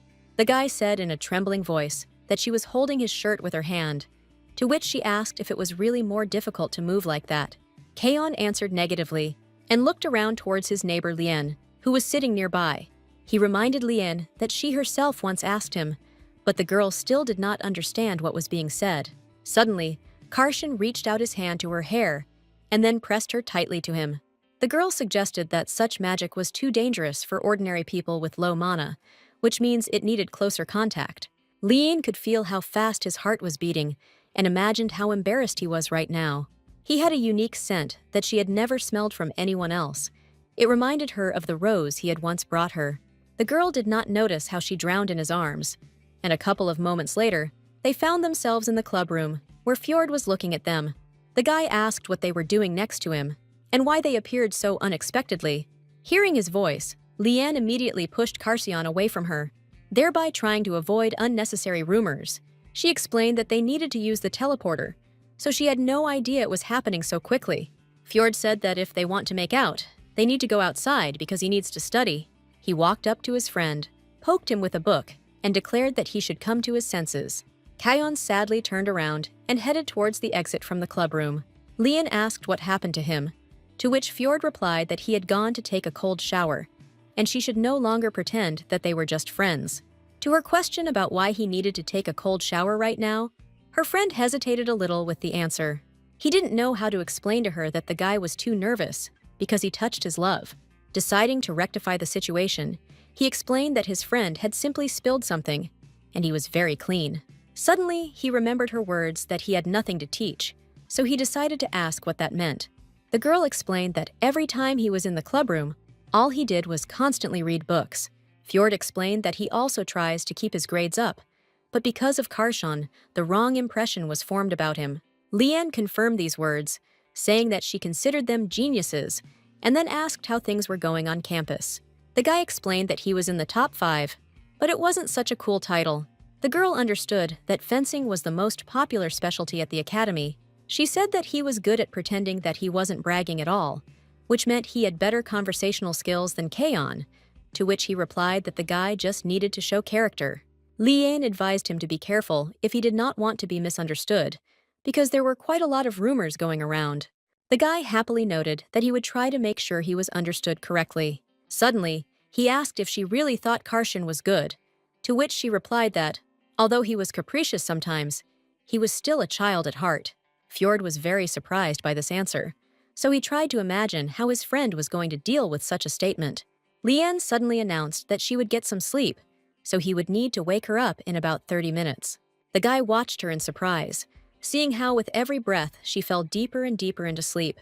Only a few moments passed, and the girl was already fast asleep on her sofa. Fjord thought that Kaon was acting like an idiot, but for some reason, Liane did not notice this, and moreover, did not even suspect it. The guy wondered if she was really as naive as he thought, or if it was a deception.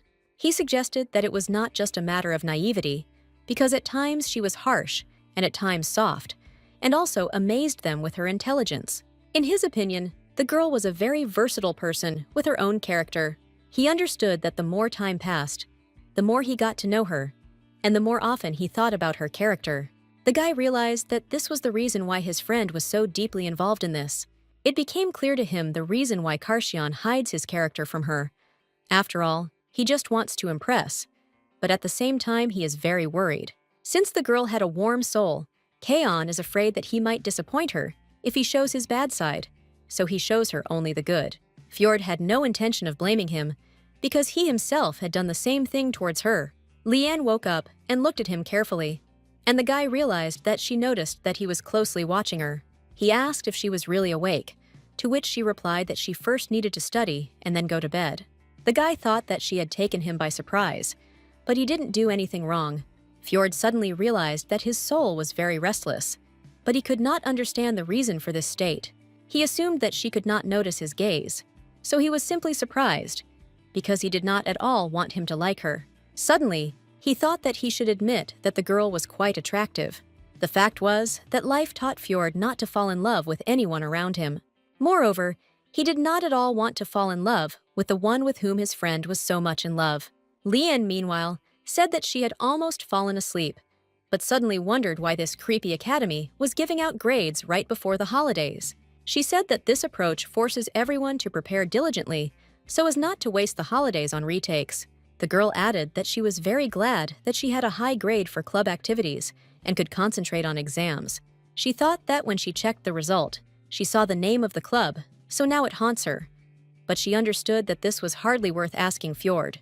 It turned out that the club she joined was called the completely incomprehensible name, Figaton. Lian assumed that if Magotan was the mosquito torture club, then Figaton was Fjord's torture club. The guy, meanwhile, was thinking that it was difficult to imagine what her thoughts were doing, but what was more dangerous was that he was beginning to worry about everything that concerned Lian. Deciding that this was becoming a problem, Fjord stood up and stated that he wanted to dispel the false impression about himself. Lian asked in surprise what he was leading to this unexpected conversation. The guy explained that he is not as sweet and kind as she might have thought, because everything that Karshan says about him is an illusion and falsehood, and she will soon be faced with how different his behavior in public is from usual. He assumed that this would be her way of finally drawing the line, so he added that he was just saying this as an FYI. To his surprise, she replied that she already knew everything perfectly well, because he was not just an asshole. The girl explained that he has a completely different smile when he is in public. She added that it was like he was wearing a mask, but he was more relaxed at the club, so she was pleased to see that he could relax here. Fjord only thought that she would stop doing this, because he could not resist her smile. He lowered his gaze down so as not to see her, because when she smiled, he began to hope for more. The guy told her a story that was common to almost all noble families. The story was that a half-brother suddenly appeared and confused all the cards. As a child, Fjord followed him around, hoping to become a member of a new family, but his stepbrother was wary of him. As a result, he was able to remove his younger brother from the nobility and send him to the academy. The boy made both of them happy and had dinner in a warm family atmosphere, but he could only swallow his tears alone. At that very moment, he firmly decided that one day he would return to his rightful place. Fjord stated that his behavior at the academy was aimed at establishing connections, so he did not need sincerity, because only the result was important. This was his strength, the only thing he could do alone. Determined to take advantage of people, he accepted the contempt, so he was prepared for Lian to avoid him in the future. The girl listened to him carefully and said that it must have been very difficult. She explained that it is very draining to have to constantly adjust to others, because she knows that he has been through a lot. The guy asked if he really upset her, since he constantly uses people. Lian asked in surprise why someone should worry her, because her only friend was him. Fjord was completely distraught by her words, and realized that falling in love with her would not be difficult. It was as natural as water flowing down a slope, and it was useless to resist it. All he could say to her were words of gratitude for the fact that she accepted him as such. Realizing that he could no longer stand her presence, he quickly headed out and announced that he had urgent matters to attend to. Left alone, Lian began to reason that Karsion was very good, because he even moved a soft sofa and a cozy blanket into the clubroom because he wanted to take care of her, because he knows very well that she likes to take a nap. She was interested in the question of why. If Fjord was bad, he did not use the future Duke of Lycian who was nearby. She guessed that he most likely considered Karshion his true friend, although neither of them realized it. Noticing a silhouette in the doorway, she realized that Kaon had come, and she chose to sleep instead of studying. The guy quietly approached her and said that after the exams, the school holidays would begin. He added that he had absolutely no idea what he would do without her for so long. The girl pretended to be asleep, but she didn't believe that he just said it so easily, so she decided to continue pretending. Karjan straightened a lock of her hair and told her that he was going crazy on the weekends. He sweetly stated that he hoped the school holidays never came, and then wondered if there was a spell to slow down the passage of time. Lian held on with all her might, but at some point she couldn't stand it, because friends can't do that. She threw up the blanket and announced that she would not go home for the holidays, but would stay at the academy so he could visit her when he really became unbearable. The guy looked at her puzzled, not understanding how she managed to wake up so quickly. The girl asked with confidence whether this would be enough for him or not. Karshian sheepishly answered in the affirmative, and then suggested that they take a walk around the city together. He didn't have time to finish because she suddenly covered his mouth with her hand. Lian didn't want him to ask her out at all, because that's definitely not how friends spend time with each other. Fjord, meanwhile, stood at the window and replayed the dialogue that had recently occurred in his head. The guy clearly remembered that Lian calmly called him her good friend. Taking a deep breath, he said that he had now completely lost, although he had not tried to win. He was curious if she would continue to communicate with Karshian or him, if she knew the real him. Continuing to walk along the corridor, the guy suggested that if it was about Lian, then she would definitely accept it. He wanted to think that if she couldn't accept him, then he would have a chance to get her love. After 2 weeks, the exams ended, and although it seemed that everything went pretty quickly, they lived in the moment from exam to exam. Then the bell rang, the school day ended, and the long-awaited vacation began. Lian helped her neighbor pack her things, to which she said that she didn't need her help at all, but the girl stated that she had nothing to do anyway, and she had a lot of things, so she couldn't handle it herself. She asked where her best friend lived, to which Jane replied that in the very south.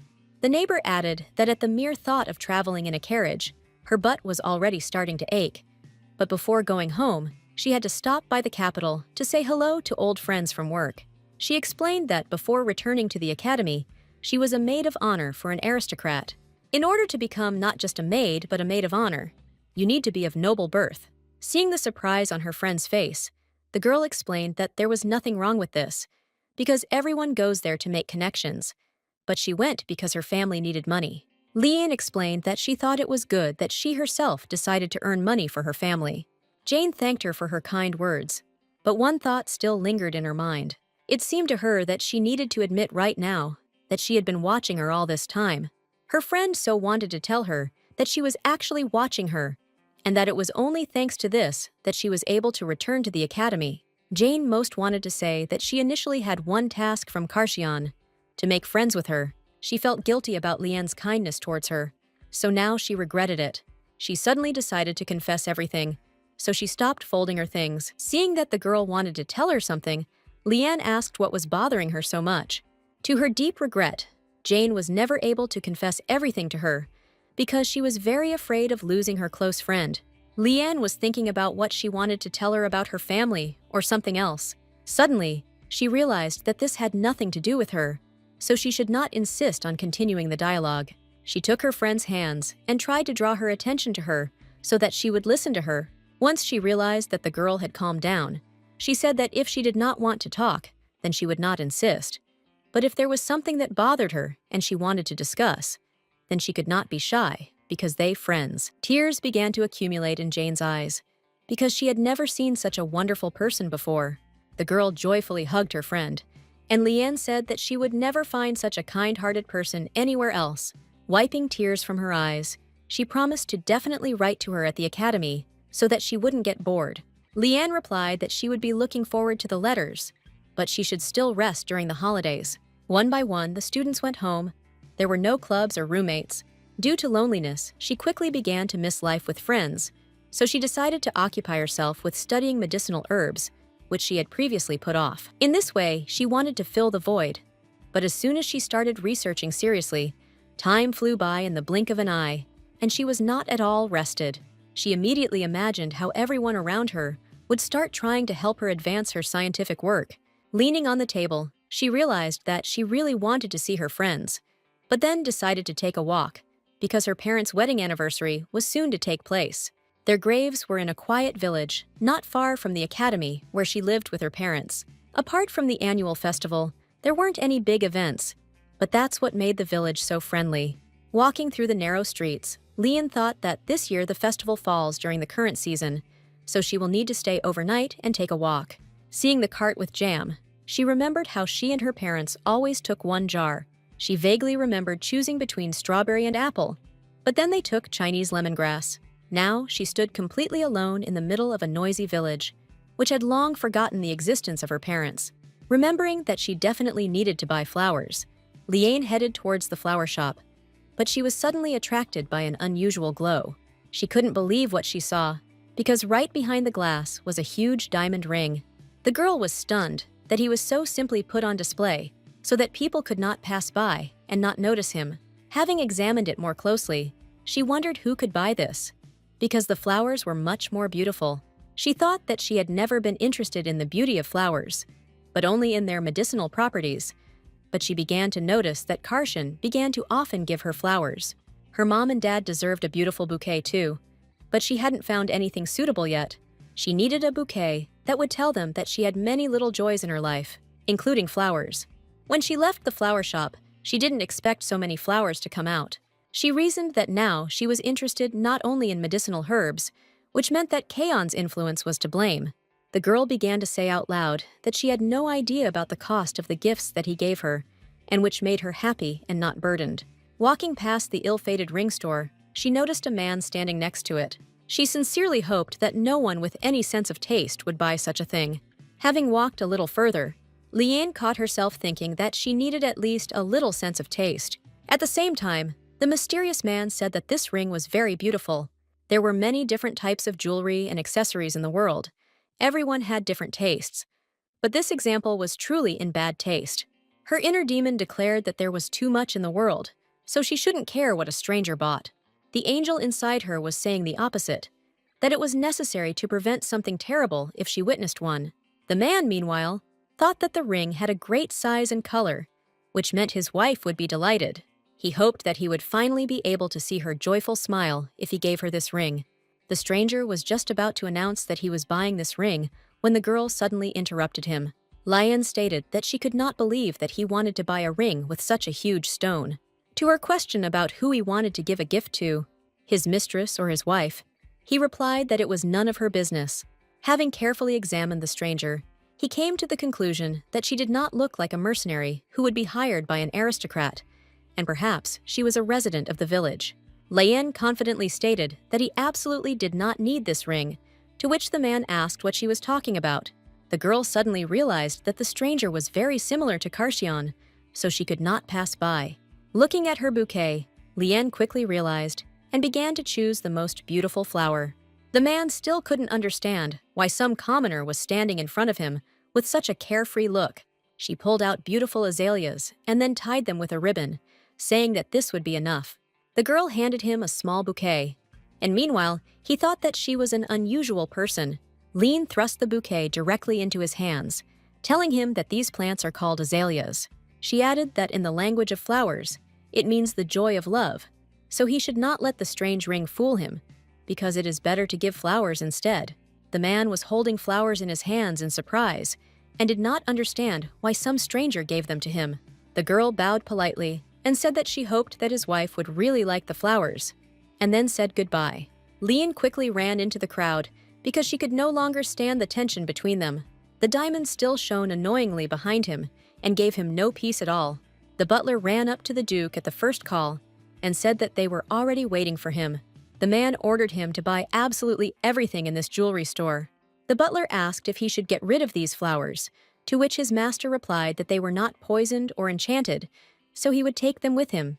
The man immediately went to the carriage where his wife was, who said that there was a noisy and joyful atmosphere on the street.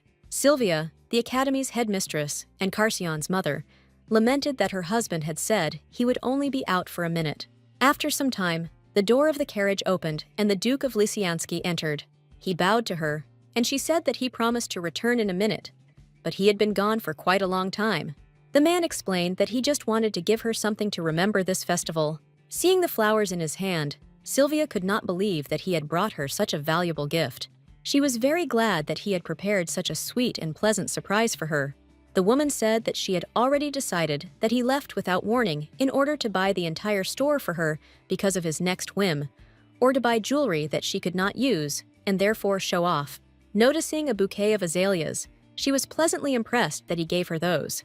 Leonian got down on one knee and said that azalea means the joy of love, which is why he wants to give the bouquet to her. Sylvia was even more surprised that he became so attentive to her that he even learned the language of flowers. The Duke thought that he would need to somehow thank the girl who explained everything to him.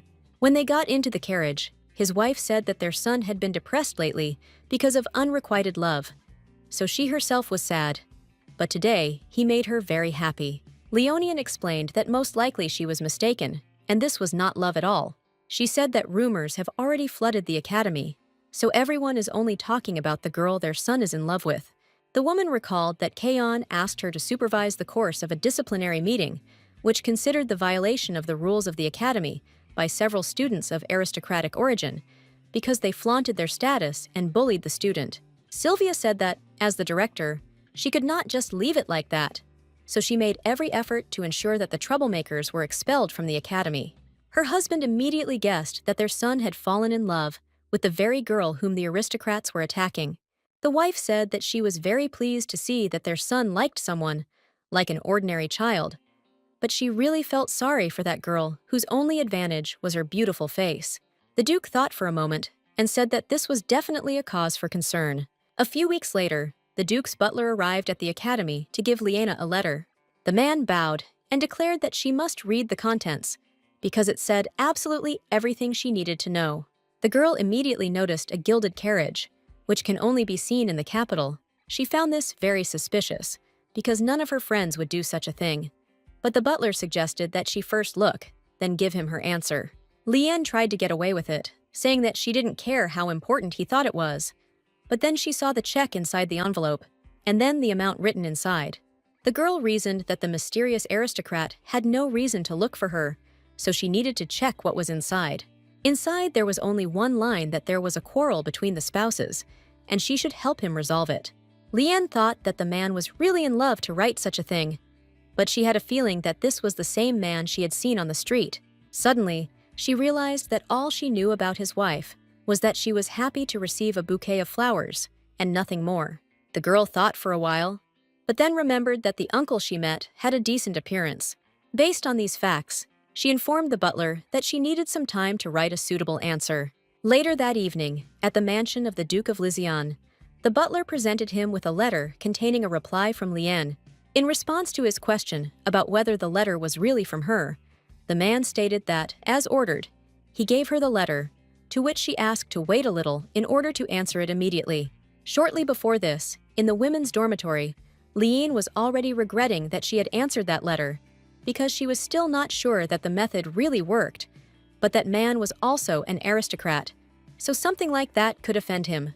The girl came to terms with the fact that she could no longer influence anything, and that now everything depended on the strength of his love for his wife. The contents of the letter were simple and clear, which stated that he should prepare breakfast for his wife himself in the morning, making sure to wear a fitted shirt and an apron. Sylvia was pleasantly surprised that her husband, the Duke, prepared toast for her himself. He gloomily declared that he did not know at all whether she would like it or not. His wife clung to his chest and declared that he looked absolutely wonderful. The Duke often began to write to her to find out the next successful method. Then she began to receive letters from Jane. She also received a letter from her aunt, saying that she was very sorry that she would not be able to come home for the holidays. It said that everyone was very worried about her, and that her uncle, Luca and Erhan, missed her very much. On the last line, Lien squeezed the letter in her hands because she didn't believe that Erhan missed her. She thought it sounded absolutely disgusting, so Auntie shouldn't have written about it. Trying to calm down, she began to breathe deeply, trying to drown out obsessive thoughts about the past. Crumpling the letter in her hands, the girl thought that he was the eldest son of her aunt, so one day his name should have appeared in the letter. Opening the desk drawer, she remembered that Kaon had written to her first, and that made her very happy. She was puzzled that there was no word from him during the holidays, so she thought that he would return to the city in less than a week, and did not at all expect that he would be able to hold out that long. Lion was very pleased to feel needed, and then she saw that the letter said that he was dying of impatience, so he would come to her now. The girl could not understand what it all meant, but suddenly she heard a strange sound behind her. Turning around, she thought that the knocking came from either the window or the door. The first thing she decided to do was check the window, not believing that he was capable of such stupidity. Through the open window, right into the forest, Karshan told her that he was going to arrange a surprise. Lian was greatly shocked by the unexpected appearance of her good friend. The guy tilted forward a little and then immediately began to fall straight towards her. Realizing that he could crush her with himself, he grabbed her and then made sure that she was on top of him. The girl asked why he decided to enter through the window, because it was very dangerous. Kaon couldn't hold back his tears of joy because he missed her so much and still couldn't believe that she was right in front of him. She tried to calm him down, but he still continued to cry, so she assumed that he had hit himself very painfully. The guy assured her that it was not a matter of pain at all, and that the tears flowed because he was very happy. Having calmed down, Lian resignedly agreed with his words. I hope that he is telling the truth. She thought that she had not expected him to cry when he saw her, and then she felt ashamed that she was not doing anything for him. The girl said that if he was so unbearable, who could he just come to her? To which he replied that if he came to her too early, he would be bored throughout the holidays. She had allowed Karshian to come over one day because she didn't expect him to listen to her, but it was the least she could do, so she still couldn't believe he didn't stop by every day. Lion thought that he had kept his promise, and she had acted very stupidly with him. Seeing her embarrassment, Kaon barely restrained himself from screaming from the beautiful beauty. When he finally saw her, he began to cry. So he even pretended to cry so that she would be embarrassed. Realizing her mistake, the girl decided that she should cheer him up. Suddenly, she had an idea to stroll through the shopping arcades near the academy. The girl first took him to a photo studio, which was quite popular among students at the academy. She explained that since he kept his promise, she would try to keep hers. Lian suggested that he celebrate his achievements in this interesting place. The guy happily agreed with her, after which they immediately headed to the photo booth. A few minutes later, they were both holding various photographs in their hands, which made Karshian absolutely delighted. He screamed with delight because he had a photo of them together, in which she was smiling. The girl immediately handed over the payment for the photographs, to which Kaon said that it was not cheap, so he could pay. She explained that it was her initiative and that she had recently acquired some money. Lian playfully winked at him and said that this time she would pay for all the entertainment. Karshian could not utter a word from the overabundance of his own feelings, so he simply stood and looked at her. She understood perfectly well that this was terribly dangerous, because the guy practically fainted with happiness. Meanwhile, their affection for each other grew stronger, and Kaon began to believe that at their own wedding, they should also take photos. Soon the holidays ended, and all the students returned to the academy on time. Jane informed her that she missed her very much, to which Lian responded with the same words. The girl said that her friend wrote in her letter that the cat defeated a motley hen in a fight in 3 blows, to which her neighbor answered in the affirmative. Jane stated that she was very glad to return to the academy because she really missed all the hype around her. Lian reported that it was even too noisy around, to which her friend said that it was all because of the new transferred student. She added that this year marks the 20th anniversary of the conclusion of a peace treaty with the Abascanthus Empire. The roommate explained that in honor of this, their prince was visiting them, and the prince of the empire was going to the academy. Lian wondered why she had not heard about this before, since she had never left the academy at all. Jane explained that this is the nature of the academy because they are not allowed to mention status. The girl understood that as long as the children of aristocrats are connected with the outside world, rumors cannot be stopped, so it was better to live in an academy without statuses than without rules at all, although at the same time, they turn a blind eye to many things. The neighbor said that the prince of the empire would start studying from the first day along with everyone else. Lian was indignant and said that the academy would be restless again, but at least they had lunch on schedule. In the dining room, she ordered herself a potato menu, which greatly surprised her friend. The girl explained that she wanted potatoes because they were delicious regardless of the preparation. At the next table, she found Amila laughing loudly, who was also eating potatoes. Lian involuntarily thought that perhaps she was eating people like herself, which means it could be considered cannibalism. Her friend told her that Amila's skin looks great lately. A classmate asked what her secret was, and while she was thinking that it was all thanks to potatoes, Amila said that during the holidays she bought special skincare cosmetics for fabulous money, about which there are many rumors, although it is very difficult to find even with money. The girl said that when she smears it, the ointment stinks a little and irritates the skin, but she only applied it a few times, and the effect is so noticeable, so it's worth it. Her friend began to beg for the name of such a miracle drug, and then began to squirm in her chair with impatience. Amila condescended to them and told them that she uses cosmetics called Varman Kanirina. Hearing this name, Liane immediately began to rise from her seat, while the girl continued to say that she had never heard of her. Liane loudly shouted to Emil, who was eating potatoes, to turn her attention to her. The girl angrily said that she must not see that she was eating potatoes, but they were bothering her. The troublemaker slowly approached them and said that she must immediately get rid of the cosmetics she was using. One of the classmates said that the girl rudely overheard their conversation and ruined their whole mood. Liane explained that the effect would be visible immediately, but if she continued, her skin would suffer greatly, so she needed to stop using these cosmetics immediately.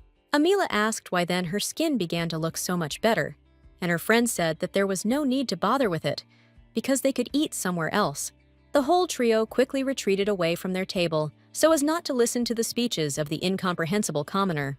Varman Kanirina is a cosmetic made from the herb Shigor Japcho and has excellent moisturizing properties, but it contained toxins that cannot be removed from the body.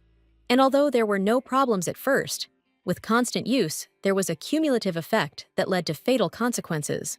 After numerous victims, cosmetics were banned from production and distribution because the side effects were so fatal because nothing helped. The only person who discovered the cause and was able to develop a cure was Liane's mother, so she couldn't stay away. Jane immediately ran up to her, wondering if everything was okay with her, because she was acting so strangely. The girl asked if she should deal with the impudent girls, to which her friend answered negatively. She added that she couldn't just come into her room and throw everything away, but at least she just warned them, and time would tell. After lunch, Liane decided to take a walk around the academy's garden, reasoning that she needed to make some medicine, because if she didn't stop using cosmetics, she would really need it soon. She complained that no one simply listened to her, but she just didn't want Amala to turn into a withered potato. The girl decided to stop thinking about it, so she came to the garden to cheer herself up, because she felt very calm walking alone. Liane walked straight towards the stranger, but when she began to turn to the side, he also turned in the same direction. Then she changed her direction again, to which the guy also changed his trajectory, so at some point they were very close. Liane decided to let him through and said that he could go first, to which the guy laughed very loudly. He asked her not to draw unnecessary attention to him, because he thought that Ragras would be smaller and a problem. The guy spoke very mysteriously, and then added that such tactics were extremely unpleasant for him. Liane understood absolutely nothing, so she simply continued to stand silently, letting him go forward. The girl assumed that he was saying this because he was having a bad day. She decided to keep to herself, because if this was a test she had to go through, then she would definitely pass it.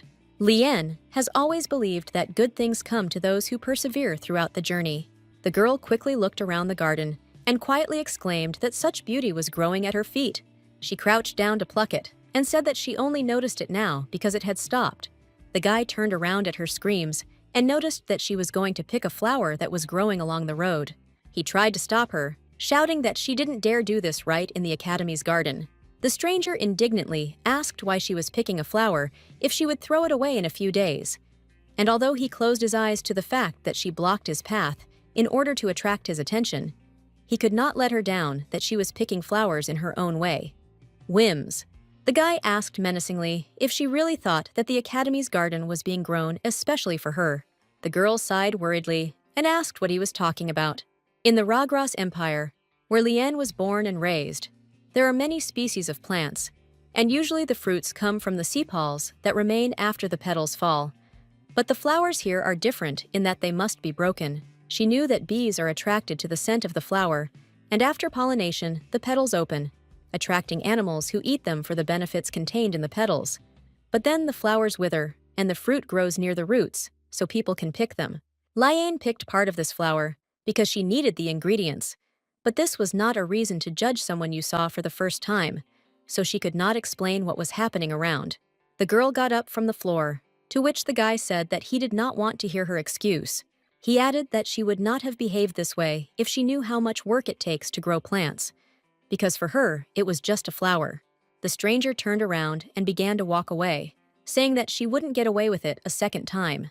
Liane suddenly felt a strange feeling that they would meet again soon, but she didn't want that at all. Karshan was waiting for everyone in the clubroom, rejoicing that from today, they would finally see the real Lien, and not the picture. Fjord was the first to enter the room, saying that he had come to the meeting. Kion said that it seemed to him that Lien had entered the room, and not his friend at all. The guy came closer to him and wondered what he had hidden in his pocket, and since he thought that Lien had come, then she shouldn't see it. Karzian gave him one complicated answer, to which Fjord noticed that he was acting suspiciously, so he became even more curious, deciding to find out everything he could. The guy started talking about how before her, he wasn't even interested in girls. Kion again calmly answered that he would now burn a hole in him with his gaze. Fjord did not let up, and said that he should be afraid that Lien would come in and accuse him of hiding something from her, to which his friend replied that if he uttered another word, then that day would become last for him. The guy decided that this was too much, so he thought that he should change his tactics. Turning away, he asked if he knew that the girl would not be able to come to the meeting. Karzian immediately began to beg for an explanation about the incident, to which Fjord now began to answer in monosyllables. Noticing that the guy had lost his vigilance, his friend began to quickly attack him in the open chest area. Unfortunately, his hand slipped by, because Kaan managed to react in time and turn around. Karzian grabbed him by the arm and threw him over his shoulder straight onto the nearby sofa. Kion menacingly asked how he dared to use her name, and Fjord, meanwhile, thought that, although he was a magician, he had good reflexes and strength. The Duke's heir noticed the interest in his eyes, and assumed that they were talking about an item that he had recently hidden in his pocket. While he was teasing him that he must be very interested in finding out what he was hiding, Lien smoothly entered the room. The girl looked at everything that was happening in surprise, but did not say a word. In her eyes, they looked like two beautiful young men, too close to each other. Lien asked at what point in time they decided to change orientation, and whether she should leave so as not to disturb them. After some time, she was still able to find out the reason for their small conflict. Fjord reported that his friend's strange behavior was very difficult to tolerate, and Karzian said that if he wanted to see something naughty, he could just look under his bed. His friend was unhappy that he had revealed his little secret, but Kion playfully stuck out his tongue at him. This news did not escape Lien's ears, so she looked thoughtfully at her friend, who was keeping something interesting under his bed. Fjord began to make excuses that in fact there was nothing like that under his bed. Lien explained that if he had something good under his bed, it was worth sharing, because that's what true friends do. He looked at her intently, trying to understand what she was trying to achieve with such a strange statement. After some time, the girl broke the awkward silence, saying that it was all a joke. Lien fell on the sofa between them and said that she liked to see how they reacted to provocative questions, because it was unlikely that Kaon was really hiding anything from them, and it was probably a vacation photo. Fjord was very surprised that his friend managed to take a photo with her, and Karzian triumphantly took the photo card out of his pocket. His friend suggested that they saw each other and walked during the holidays, to which the Duke's heir stated that he himself probably spent the entire holiday with his girlfriends. Fjord again began to make excuses, saying that he often changes girls, but he is not a womanizer at all. He added that he didn't even like all of them, even though they treated him well. Karzian said that he would not judge him, but that he would get into big problems if he continued to do this with girls in love, to which his friend replied that in any case, he broke up with the last girl before the holidays. The guy confidently said that he no longer plans to enter into unnecessary relationships. Lien looked at him carefully, and Kion looked away, guessing that something had happened. Deciding to defuse the tense situation, the girl suggested that they take a photo together so that they would stop arguing, and also to capture Fjord's bold decision. Her friend asked if she really wanted a photo card with him, to which she replied that he was also part of the club. The guy grinned happily and agreed with her idea, saying that it would be a great time. Karzian immediately sank, because before this, he had only one photograph of Lien, and now he planned to take several others. He was already secretly laying out a plan on how he was going to get rid of Fjord in the photo, as well as his personal copy of the photo. Lien asked if everyone agreed to take a photo together, to which both guys happily agreed. She assumed that when they grew up, they would have memories in the photo. The girl thought it would be fun, so she immediately suggested that everyone take photos together sometimes. Fjord sat distantly from them and practically did not participate in the conversation, but Lien was in a great mood, so she was ready for anything. She reminded them that it was the first time they had gotten together after the holidays, and she was surprised that they had only chatted for a few minutes, but it was as if they had been sitting here every day. Karshan said that he really thought about her every day, and the girl suggested that they get together much more often. Suddenly, there was a knock on the door, and an unfamiliar voice asked if Lian was inside. Fjord asked in surprise why the professor came to her in person, and the girl herself was interested in why she felt an oppressive feeling. Professor Walter was a good teacher, but he gave the impression of a tired office plankton. He always looked like he was annoyed by everything and didn't enjoy teaching. The man does not neglect his students, but he also does not turn to them when he needs to call someone. The professor told her that he had a small request, so he asked her to give him some time. Lian said that, of course, she could help him, to which he asked if she really agreed so quickly. The girl said that she would just give him a little time, but she thought that he didn't even explain what the essence of the question was. But he wanted her to agree, and that was suspicious. The man noticed that it would not be easy to come to an agreement with her, so he offered to go to the teacher's room. She asked her friends not to quarrel and be good boys while she went to the staff room. In the office, she met the same student who treated her so rudely in the academy garden. The guy was also shocked no less than her, so they both did not understand what was happening. The professor explained that standing in front of her was his friend who had recently transferred to them, so he sincerely hoped that they could get along. Professor Walter reminded her that she was also a transfer student, so she had been in his place, so she could understand what was best to pay attention to. The man said that the guy only arrived at the academy today, so it's quite difficult for him, which means she should take him to places that she herself knows. He said that they would start studying tomorrow, so everything needed to be done very quickly.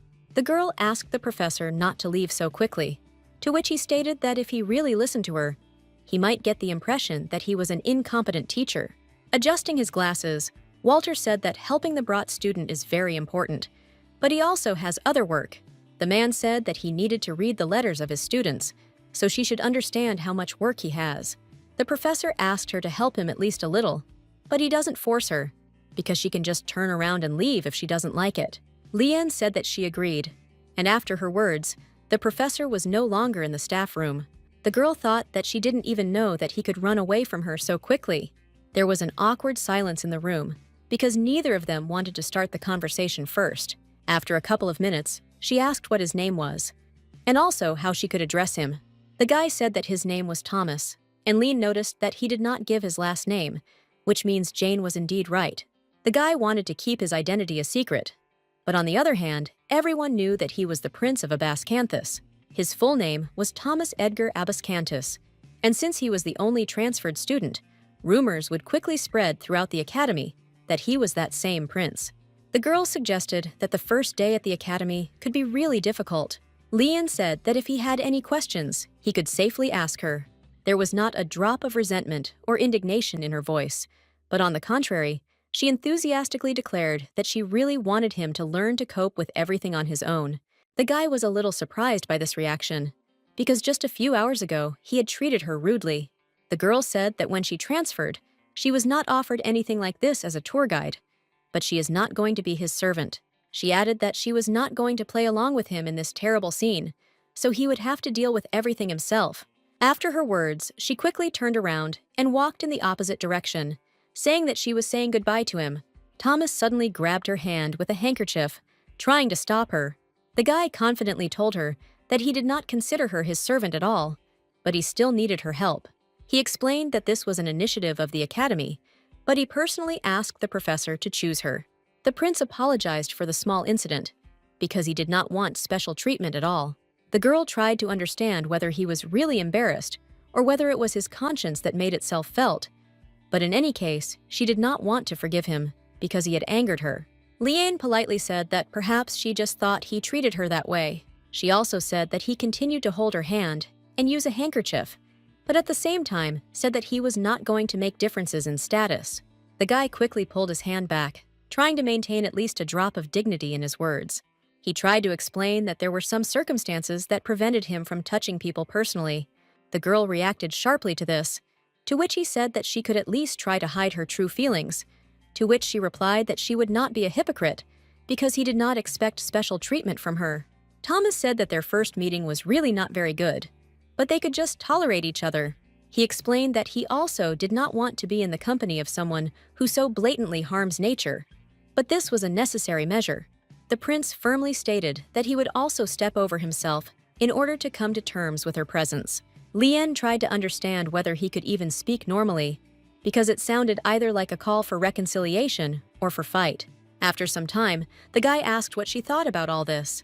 The girl said that it would be difficult for her to walk so much, and her shoulders hurt from constantly picking flowers, so he had to cope on his own.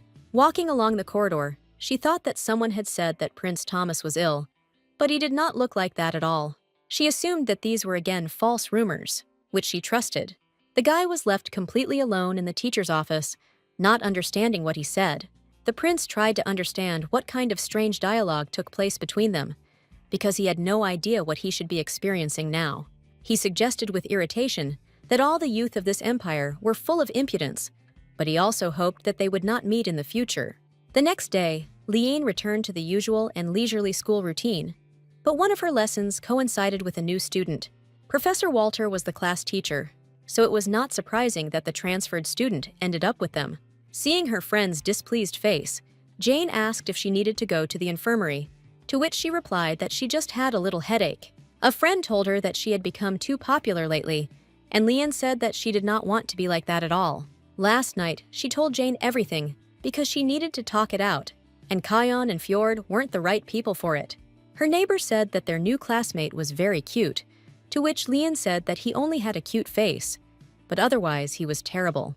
She said that he was a prince from a neighboring country, so she didn't think that there would be another guy like him anywhere.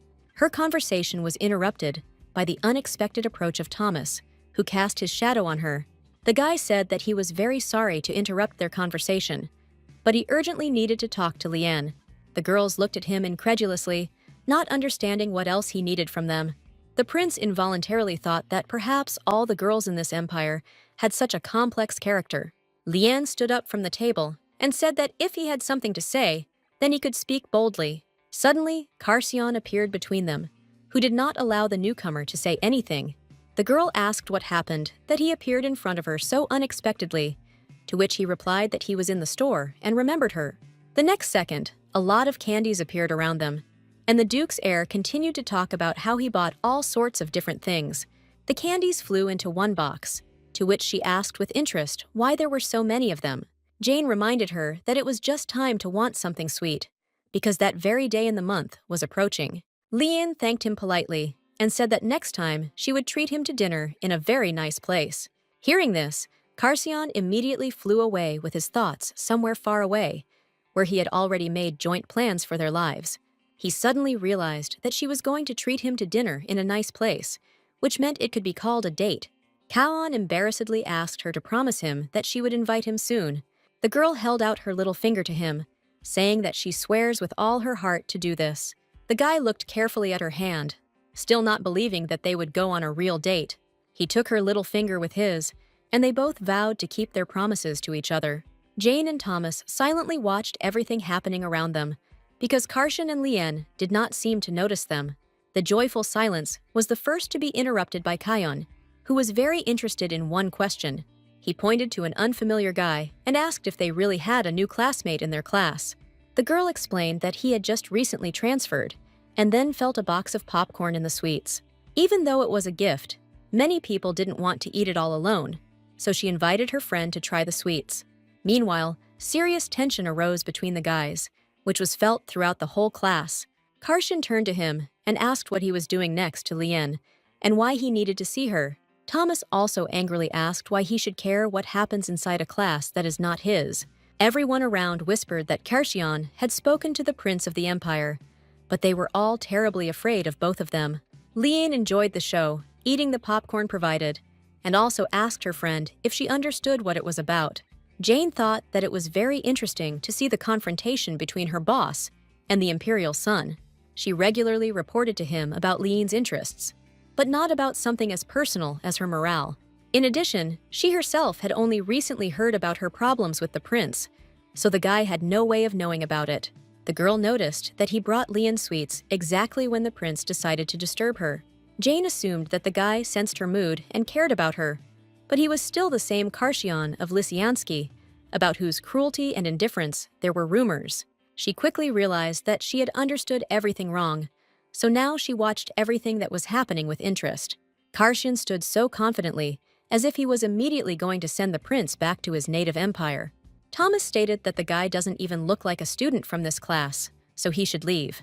Kaon menacingly explained that he does whatever he wants, and then asked why he was in this class. In response to his answer that from that day on he was studying here, the guy explained that he should return to where he should be. Thomas was amazed that his opponent knew who he was, but still acted like that.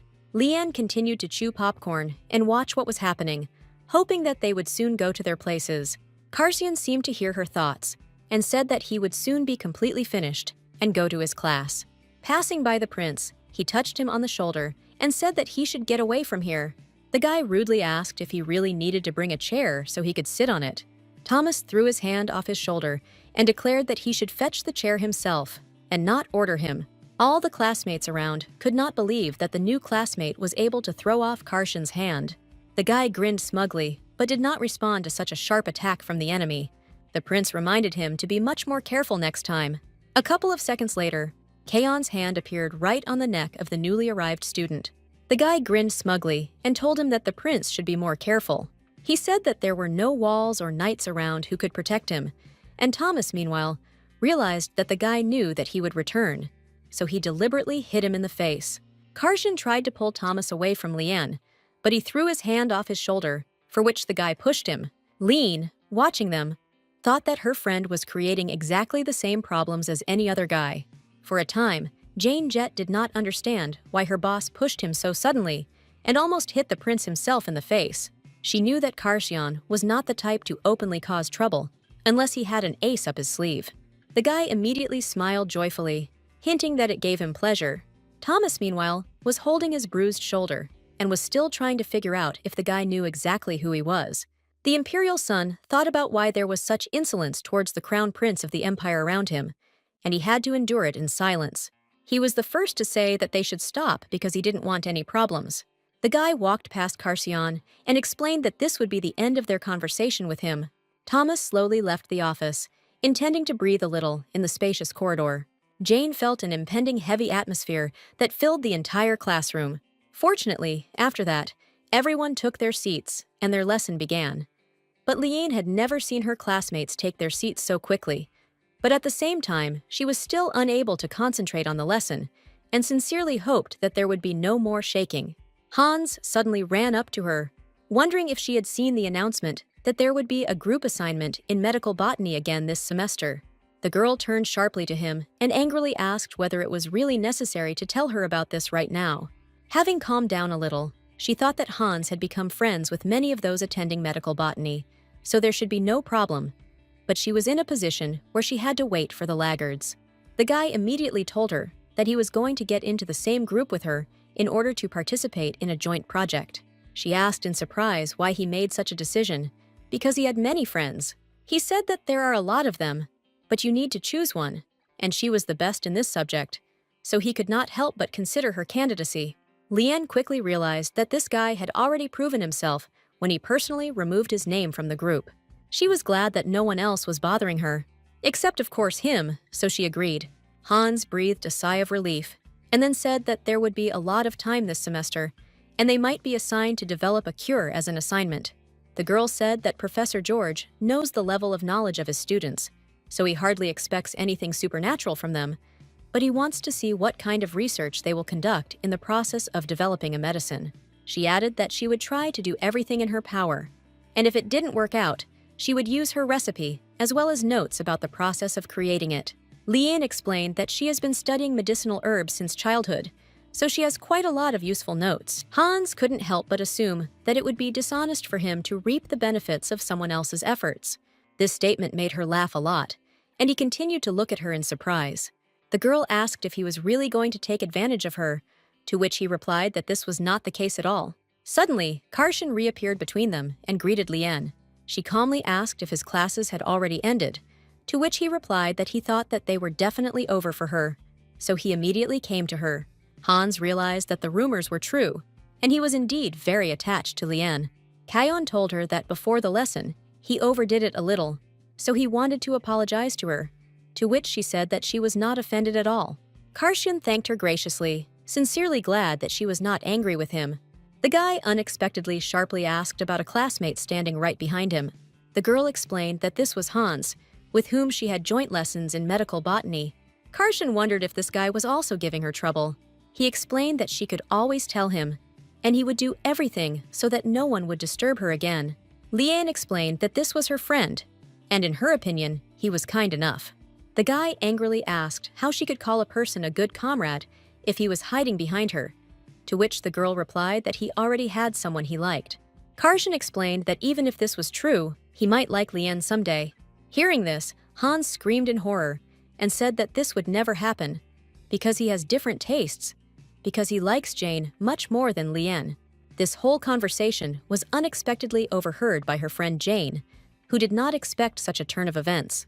An awkward silence hung in the corridor, but neither Hans nor Liane paid attention to Jane standing nearby. The girl noticed how flushed her new partner in medical botany was. Her friend approached them and told them that dance classes had been added to the general curriculum this semester, so they could go to the ballroom together. The girl said that there were many changes in the new semester, and then said goodbye to Karshan. Jane finally told Hans that she didn't want any confessions, because she wasn't going to meet a stranger. The guy's heart was broken, so he stood like a stone in the middle of the corridor for a long time. He couldn't believe that everything happened so quickly, because he didn't even have time to meet her. Dancing formed the basis of social life and culture. The academy did not distinguish between commoners and aristocrats, so everyone studied the same dances. Liane was going to dance with Jane, but she didn't like the idea of taking away her good chance. A teacher approached the girl and asked if she had not found a partner. She assumed there was a mistake, but they always have the same number of boys and girls. The woman called her over and said that her dance partner was right in front of her. The teacher brought Thomas to her and said that they would be dance partners this semester. The guy also didn't expect to see her in this room, so he introduced himself to her again. The girl noticed that he was again dissatisfied, but was sincerely trying to hide his hostility towards her. A tense atmosphere arose between them, and the teacher meanwhile said that they would learn the basics that did not require the participation of a partner. She added that next time they will be dancing together, they should make sure they have a flower as a gift for their partner in advance. The woman warned them that the meaning of the flower should be more than appropriate. The girl remembered that the guy reacted very sharply when she almost picked the flower. She was interested in the question of why he didn't say anything about this to the dance teacher. Liane thought with a malicious smile that she knew very well which flower would be perfect for this guy. In Karshan and Fjord's class, the teacher was talking about going to the ballroom next lesson. Walking down the corridor, they talked about how great it was that the teacher chose her partners herself, so they had fewer problems. Fjord assumed that Liane had to have a dance lesson before them, which meant she had to practice individual moves in front of her partner. As soon as he said this, Karshan immediately burst into flames, which greatly frightened everyone around him. It suddenly dawned on him that Liane also had a dance partner. When they arrived at the clubroom, his friend told him to calm down because Liane had gone to the mountains. Karshan kept moving from place to place and biting her nails from tension, thinking that as soon as she had a dance partner, she immediately went for flowers. He was also worried about the fact that she might have had more than one partner, which made him even more worried. Suddenly, there was a knock on the door, after which the girl said that she had finally returned to them. She was wearing a tracksuit, implying that she had just returned from the mountains. Kion noticed that the girl looked cute in any form, and Fjord thought that he could practically hear his thoughts. The guy asked why she went to the mountains, and why they invited him to help collect herbs. Liane explained that this time she had gone to pick flowers, to which Kion suddenly fell silent and drooped. She invited him to look at what she had collected in the mountains, and then reached into her bag. The next day in the ballroom, the professor announced that the partners needed to stand in front of each other. She loudly announced to the whole room that they needed to give flowers to their partners. The girl mysteriously asked if he really had brought a flower for her. The guy calmly answered that he did exactly what was required of him to conduct the lesson. He suddenly took out a beautiful white rose and said that he had chosen a flower that would suit her perfectly. She only thought that he, like everyone else, still decided to pick a flower for her. Liane smelled the rose carefully and said that he didn't have to say anything because she already understood everything. A snow-white rose was not usually given to dance partners because it signified envy and jealousy. In addition, a special variety of white rose from Abascanthus is this flower of rejection, which was called the white umbrella. When she told him this, Thomas was a little confused because he didn't expect her to know so much about flowers. The girl said that she would accept his refusal along with the flower, and then decided that it was her turn to give the flower. Lien, with all her strength and speed, pulled out from behind her back the flower she had collected the day before. The guy covered his face with his hands and then carefully examined the plant she gave him. The girl explained that she specially dug up the zuznik for him because she doesn't like it when flowers are picked. Thomas was a little taken aback, so he couldn't say anything for a while. But in the distance, he could hear Jane's ringing laughter, who knew perfectly well what her friend was going to give him. Lien said that after the lessons, he will be able to replant the plant, so everything will be fine with him. The guy thought that it was not a flower at all, but just grass, which means it was mocking him. Taking a closer look at the gift, he realized that the grass had tiny flowers, so he admitted defeat. The professor, meanwhile, said that after they exchanged flowers, they can start practicing, but first they will start with greetings. Lien firmly decided that she would go to the end, so she curtsied as the teacher ordered. The woman also said that the boys then reach out to ask the girls to dance. Watching how everyone around them began to move, the girl could not understand why he was in no hurry to give her his hand. This did not bother her at all, after which she offered him her hand, because she could no longer wait for a gesture from him. Everything seemed casual, and she asked if he would agree to dance with her. Thomas evasively stated that he did not want to do this, to which she replied that girls put their palm in the offered hand and placed the other hand on their partner's shoulder. She couldn't understand why he was refusing, since he himself came to the dance class. Deciding that he would spoil her mark, Lien began to act on her own and reached for the neck of the imperial prince. The girl pulled him towards her, saying that he should do everything as the teacher requires. Thomas quickly looked at his hand, which already contained his partner's hand. The guy fought off the girl's hand with all his strength so that she would not dare to touch him under any circumstances. Lien stated with concern that she was actually in a lot of pain because he hit with all his might. The prince asked her forgiveness in a trembling voice and then simply turned around and walked towards the exit. The girl suddenly realized that she felt something strange when she touched his neck and arm. She thought about it for a long time because she couldn't believe that it was really true. The professor told her that she would talk to Mr. Thomas separately because he was disrupting class discipline. One of the guys said that his partner was in no hurry to go to class, so he was left alone, and then suggested that he join Lien. The girl did not hear about this conversation at all, so the guy managed to get to her unnoticed. He was the first to greet her, and then Lien turned towards the approaching guy. The stranger said that his name was Simon, and now he would be her dance partner. Lien looked at him for some time, not understanding what was so unusual about him. Unfortunately, she didn't know what all her classmates looked like, so she easily trusted him. The guy extended his hand to her and very nicely asked if he could ask her to dance. It seemed to her that his smile seemed very familiar to her, almost native. The music began to play, and the girl noticed that her new partner's hand was noticeably shaking, and her fingertips were very tense. There was a bright blush on his face, and she could practically hear this guy's heart beating. She continued to stare at him, trying to figure out when she had already seen him. For a moment, she thought that Simon reminded her of Karshion, who acted the same way towards her. In fact, it was exactly like that, because Kaon came to the dance in the body of another person just to watch her dance, but ended up being paired with her. At the same time, in Karsion's class, Fjord almost immediately noticed that instead of his friend, an illusion was sitting next to him. Lien, meanwhile, told her partner that she knew practically nothing about him. She thanked him for being there, because otherwise she could have been left without a mate. Suddenly, the guy carefully examined his bruised hand and then quietly performed a little magic. At the end of the dance, he stated that he was glad to dance with her and that he was looking forward to future classes. As soon as he let go of her hand, Lien noticed that the bruised area no longer hurt, and there was no trace left from the blow. The professor told them that they had done a good job, so now they could return to their original positions to learn dance etiquette. The girl thanked her partner and asked him to take care of himself for the next lesson. Arriving in her room, Lien could not stop thinking about the fact that while talking with her new dance partner, she constantly thought about Karshion, and he also somehow healed her hand with magic. She decided that everything that wasn't done was for the best, but first she needed to finish the letter. First of all, she responded to the uncle, who asks to help him with his marriage, because her advice using the apron breakfast technique worked well. The girl could not believe that the man turned out to be a noble aristocrat, although his taste was absolutely terrible. Lian unobtrusively thought that she should ask if this man had a son. She decided to answer her aunt with the second letter. But the letters from Erhan took up almost an entire box, and she couldn't stand the smell of his stinking lavender. She was currently at the academy and in no danger, but after her studies, she would have to return to her aunt or gain independence. Her family's budget was spent on treating her parents, so she has no inheritance. But there was one advantage, because she could use herbs to earn extra money.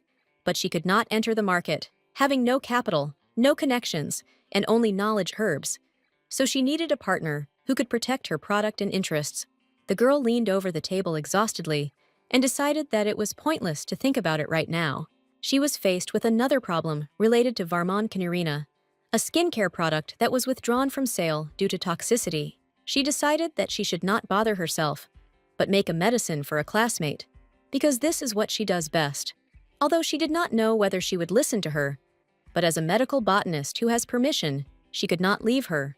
The girl also remembered the strange sensations when she threw her hand around Thomas's neck, and then his subsequent reaction to this action. Lian did not understand what to do, because if she bowed her head to him and asked for forgiveness, it would not change anything.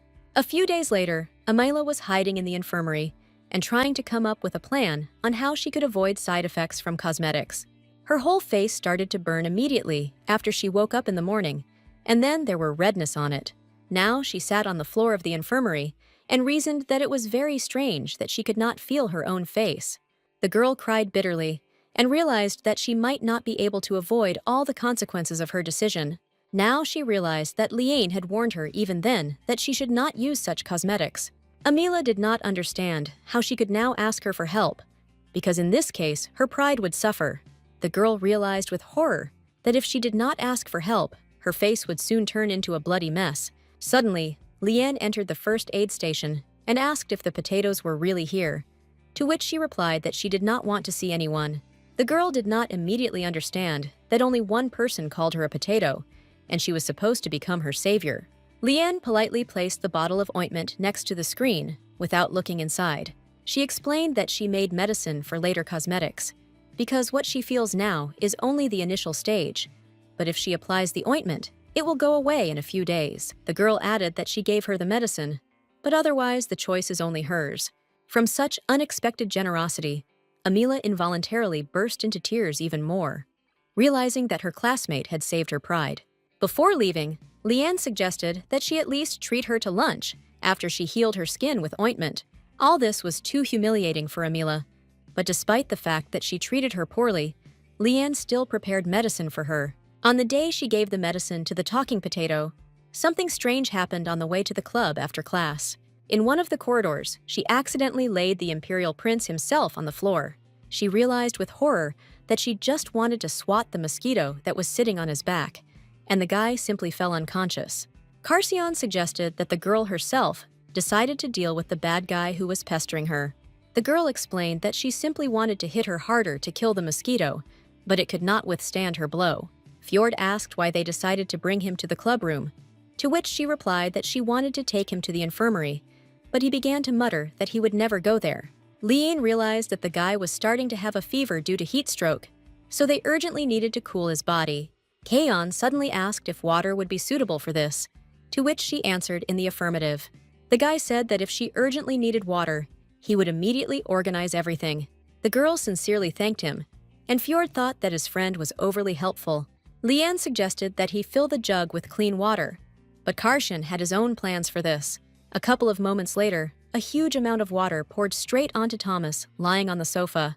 The guy quickly woke up and tried to catch his breath, because he had drank too much water before. Kaon playfully said that he had not practiced for a long time, so he was a little mistaken with the amount of water. The girl immediately realized that he was simply lying and not blushing, because a genius who knows how to teleport cannot possibly be wrong about the basics of magic. Thomas told everyone that he was fine, and that he even cheered up from such a waterfall. She said she was very glad that he was okay, but he was sick, so she brought him to the clubroom and not to the infirmary, because otherwise she would get in trouble if he got sick. The girl sternly stated that she knew very well that Karshan was usually biased towards others, But in this case, it was inappropriate. The guy did not expect such a strange reaction from the girl at all, because she never scolded him for this. Lion offered to bring Thomas a towel, to which he said that he could handle it himself. When he began to collect water around himself, the girl realized that he belonged to the sylphs. The water around him continued to collect in his hand, and then smoothly placed into the jug. She immediately asked if he was an elementalist, to which he replied that his element was wind. Elementalism requires different abilities than ordinary magic, so now he sincerely thanked her for deciding to help him, because in fact, he expected her to simply leave him. The guy added that he sincerely apologizes for hitting her so unceremoniously a few days ago. But in his defense, he said that he has some problems with his hands. The girl suggested that he had partial hyperhidrosis, to which he said that with the exception of his hands, his body practically does not sweat. And in the summer, he cannot regulate his body temperature, so he often faints from heat stroke. Lian suggested that he has partial anhidrosis and hyperhidrosis, so he is both unable to sweat, but his hands sweat much more than usual. She immediately ran that on the very day when they were supposed to dance, she felt that his neck was suspiciously dry and his hands important. He explained that he had experienced this many times before, so he did not want to go to the medical center so as not to worry his family unnecessarily.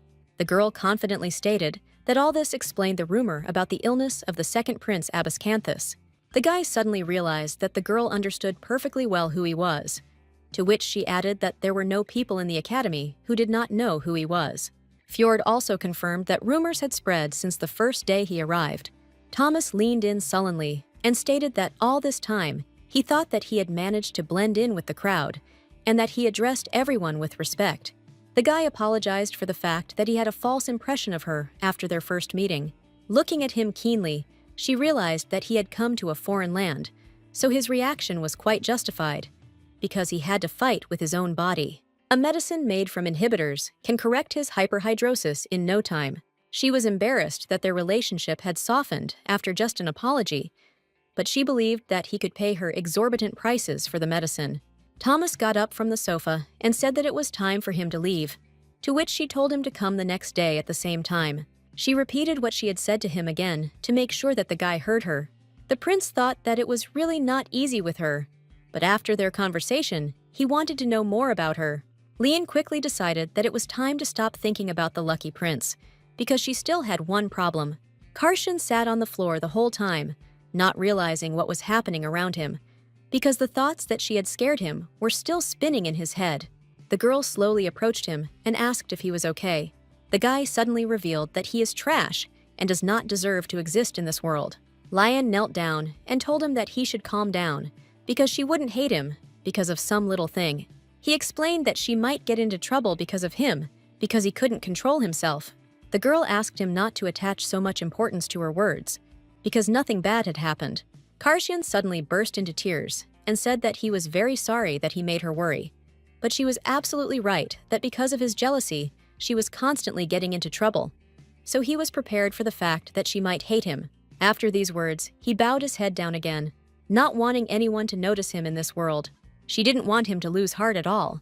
But at the same time, she didn't know what to say to him to lift his spirits. When she was little, her father often talked about how, when her mother was angry, he just did everything to make her feel better. But when he was angry, her mother knew a trick. He said that she kisses him quickly, because if you kiss him quickly, it can immediately lift your mood. The girl suggested that her mother uses the magic of a kiss, which can heal everyone around her. After that, she also decided that she would kiss everyone, so she immediately began giving kisses to the duck and flowers. Now it seemed to her that little Lian should kiss the big pink kitten on the forehead. In fact, she kissed the immobilized Karshon on the forehead, who did not at all expect her to do this. The girl did not immediately realize what she had done now, and what would await her in the future after this kiss. Lian realized with horror that unfortunately, she had crossed the forbidden line. A few days later, Fjord was telling his friend that he was dirty because he had not washed his face for several days. Karshan confidently stated that he did not want to wash the place where she kissed him. His friend couldn't believe that Kayon would act like a little boy, so he decided it was time to give up this idea. Fjord couldn't bear to look at the state Karshan was in, so he decided he had one last chance. The guy explained that he would immediately show his dirty, unwashed face to Lian, who clearly would not be happy about this. He sincerely hoped that such a threat would have an effect on the love-struck idiot. His friend suddenly asked what else he had besides a handsome face. Fjord said that he didn't know about it at all because it wasn't his face. Karsion suddenly changed his mind and told him that, in this case, it was really worth washing. After class, he immediately found her, after which he bombarded her with questions about what she would like to do and if she would like to get something to eat. Lian hoped that he would soon forget everything, but this was completely not the case. She understood that he had such a reaction because of the spilled water, but she was still worried, so she could not sleep, and it was for this reason that she did not know how she should feel about it. After thinking a little, the girl began to say that yesterday was not of great importance, which means he should understand this. She added that, in her opinion, she made a big mistake that fateful evening. Lian doomedly asked him to forget about everything that happened in this club office. The guy told her that he would never be able to forget about it, because it was the most vivid memory of his life. He explained that he was already regretting his decision to wash his face this morning. The girl tried to figure out how to change everything, because she wanted to run away from them so as not to talk about this topic anymore. Her prayers were answered, and Thomas entered the room and asked if anyone was inside. She joyfully jumped up from her seat and declared that he could pass, sincerely glad that he was finally useful to her. The prince asked if he had interfered with their dialogue, to which she replied that he had come just in time. Thomas was scared, because Karshan looked very mysterious, and Kion himself sincerely enjoyed the fact that she kissed him. And now, he doesn't care about everyone around him. Lian quickly found some medicine in her bag and said that was what she wanted to give him. She explained that she had created a cure for hyperhidrosis that would solve his problem with profuse sweating on his hands. The girl added that if he applied the ointment as a cream once every 3 days, the sweating would decrease, and then the use of the medicine could be reduced to once every 2 weeks and then to once a month to gradually improve his condition. The guy couldn't believe what he heard, so he asked him if his hyperhidrosis could really be cured. She said that the sweat from his palms would simply be redistributed throughout his body, so if he slowly adjusted the amount of sweat in his hands and changed his activity, it would be released in other places.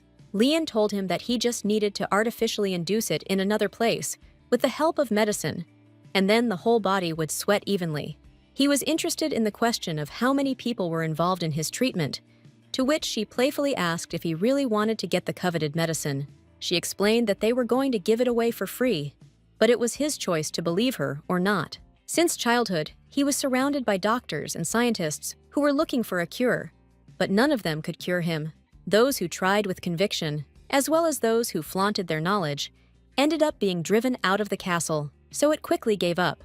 He was tormented by doubts, but still he wanted to sincerely trust her and try her miracle remedy. Thomas bowed to her and said that he would definitely take it, after which he asked how much she had in stock. The girl said that she had made only a small bottle for him, but he could return to her when the product ran out. Karshan watched carefully as she handed him the bottle of medicine, hoping that their hands would not touch. The guy said that he sincerely believed that it would work, to which she replied that it could not fail, because she herself had personally prepared it. Thomas began to make excuses, saying that he meant that it was very cool that she was creating her own medicine to help others. Then, he suddenly asked her where she sweated most often, and then suggested that she sweated most where her skin came into contact with her clothes. It was as if a fire had formed around her, but Lian angrily asked what he had just told her. The guy realized that absolute stupidity had occurred again, but a teleport had already formed behind him. A few moments later, the prince disappeared from the club room, and Karsion snapped his fingers smugly. He immediately began to offer his forehead to her, saying that he had finished well with him, so he decided to help him get out of the room. But for this, she had to kiss him on the forehead again. The resilient heir of the Duke said that if she did not want to kiss him, then she could go on a date with him, because she promised him.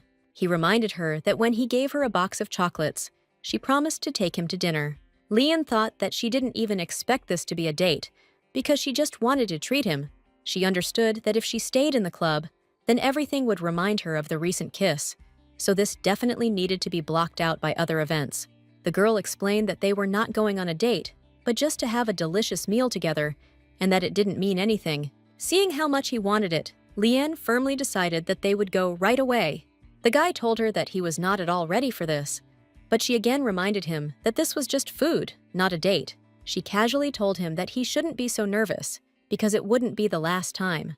It was as if Karshan was struck by lightning, because even in his wildest dreams, he could not imagine that she herself would say these words. The Duke's heir was pleasantly surprised, and tenderly said that he hoped they would not stop there. Lian quickly realized that she had again said something completely wrong, which meant that he would again be inspired by hope. The shopping district around the academy was full of expensive shops, because many promising heirs of aristocrats lived there. But she chose a restaurant that was considered the most delicious establishment in the area. They had a little trouble before entering, but they still managed to get a table. The guy was worried that this place was too expensive, so he constantly offered to pay for her instead. The girl explained that this time Thomas would pay for everything, because she was spending the money she received from him. She assumed that the entire dinner did not have to be paid for entirely by her. The girl said that they got a good table because they could watch the sunset, to which he replied that he sees this sky every day at the academy. But today, it seemed special to him. Lian confidently confirmed his words and suggested that the evening was truly special. She said that she was very glad that they came to this establishment because she had always wanted to visit here, to which he explained that she just needed to tell him about it. Then they could come here at any time. The girl understood perfectly well that if she told him about this, he would simply rent or buy the entire restaurant, so she said that she just wanted to come when she had the opportunity. The guy said that he always believed that she did not care about money, because she calmly received and spent it. Lian explained that her aunt never deprived her of pocket money, and when she was little, she often collected herbs for the villagers. Karshan listened to her story in surprise, and she continued to talk about how, as a child, she lived with her parents in a small village. But they died early, so her aunt took her in. She added that there is no need to be sad about this, because her aunt and uncle are wonderful people, and the death of her parents was too long ago, but she still comes every year and lays flowers on their anniversary. In fact, the guy knew this story for a long time, thanks to the fact that Jane told him about everything. He also checked her background, so everything was already reported to him. But the reason he listened to Lian was as simple as possible. All Karshan wanted was for her to personally tell him the story of her life. At that moment, for the first time, he felt that the information he had received was just words. But when he heard the story from her lips, the information made sense and penetrated into his heart. He realized that Lian loved his aunt very much, not only because she was caring and supportive. When she talked about her aunt, her expression became very soft. But if this conversation had not happened, who would never have known this about Lian? He kept thinking that he could listen to her endlessly, memorizing every little detail about her life. And then he decided that he wanted her to talk about him too. Karshan concluded by saying that by helping her aunt with herbs, she was able to become who she is now, to which she answered in the affirmative. In response to his question about whether her aunt was a traitor, the girl said that in fact, she was an aristocrat, because her family was very rich, so her aunt was engaged in investments, but did not trade. She understood perfectly well why he thought that, since most commoners who enter the academy come from wealthy merchant families. She had a slightly unusual case, but she wasn't going to go into detail. In fact, she was a commoner by birth, but her mother and aunt were daughters from the armory aristocrat family. Her mother never became a lady, preferring to focus on studying medicinal herbs rather than her duties, but her aunt became the head of the family, being a weak woman at the same time, so she brought her son-in-law to run the estate with him. Later, her mother fell in love with her father, who was from the Abascant Empire, whom she met while studying medicinal herbs. It was customary for citizens of the empire to inherit their father's surname, but her father had no surname. In his empire, most commoners didn't have a last name, so anyway. Because of this, she became a commoner with noble roots on her mother's side. The girl thought that her aunt was going to adopt her, but she shouldn't have told her friend about it. The guy quickly noticed that the expression on her face had changed, so he asked what happened. Lian jokingly told him that she was just remembering her childhood, but in reality, she was confused in her own thoughts. She said that she usually studied herbs from books, and if the name of the herb was not in the book, but she had heard about it, she would look for it anyway. The girl explained that sometimes she asked her aunt to go on a picnic, and when they went out of town to another region, she dug up a lot of plants that could only be found there. Karshan suggested that it was an incredibly exciting activity, and it immediately became clear that her aunt loved her very much. Lian said that they had been talking only about her for a long time, but he assured her that he only wanted to listen to her. She invited him to talk about his family too, because he also most likely had something to tell. Their conversation was observed by the femme fatale, who could not believe what she was seeing with her own eyes. She quickly walked up to their table and exclaimed that it was a great coincidence that she had met him in such an establishment. Lian asked if he really knew this woman, because he did not react at all to her presence. The guy calmly explained that he had absolutely no idea that she was like that. The woman explained that it made no difference who she was, because she was much more suitable for him than anyone else. Lian thought that her companion had said that he did not even know her, but the woman continued to talk to him, not paying attention to the fact that she was sitting next to her. Suddenly, Karsian asked if she had finished eating, to which she answered in the affirmative. The woman, meanwhile, said that she had heard rumors about the academy, and that when she heard them for the first time, she thought it was very strange. She carefully looked at the girl sitting opposite her and said that she now understood what was being discussed. The stranger began to laugh quietly, and then her laughter was heard throughout the entire restaurant. The woman clearly enjoyed putting everyone around her in an awkward position. She leaned her elbows sharply on the table and told them about what was really very interesting to her. The guy, meanwhile, calmly watched everything that was happening, clearly not understanding what to do. The stranger said that she did not understand why he had such strange hobbies. She excitedly stated that she had overheard their conversation, and it turned out that his companion had been digging in the earth since childhood. But it was definitely not worth going into this restaurant with dirty hands. The girl calmly answered in the negative, because she had not seen any sign about it. She explained that the sign prohibiting entry with dirty hands was well known to her, because she studied at the Faculty of Pharmacology, so she touches the ground at least once a week. The woman was very surprised by this fact, because she did not at all expect that the commoner would decide to fight back. The stranger began to attack Lian, but she was suddenly stopped by laughter from Karsian. The guy said that she made him laugh a lot with such a bold statement about the sign. The woman looked at him in surprise, because before that moment, she had never seen the guy laugh. She couldn't believe that the commoner had turned her words into a joke in front of Karsian. But the guy, meanwhile, extended his hand to the girl, saying that he was going to take her hand. Lian extended her hand to him in response, but did not understand what he was going to do with it.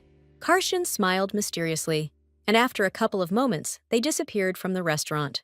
After just a couple of seconds, the two of them found themselves floating in the sky, which was full of bright sunset colors. He apologized for it being the first place that came to mind, but he promised they could get down quickly. This was not the first time the girl had teleported, but she could never have imagined that she would be able to fly through the air, her heart pounding from the beauty of the landscape. She asked who this girl was, and whether it was possible to just leave her, to which he promised her that he would completely figure it out on his own. Kion stated that in his experience, it was better to deal with her than with that crazy lady. Lian suddenly remembered that they had completely forgotten to pay for the food, to which he explained that this place belongs to his family. He added that he did not say because he was afraid that it would make it difficult for her to communicate with him. She suddenly realized that they had gone through with absolutely no appointment and had gotten the best seat by the window.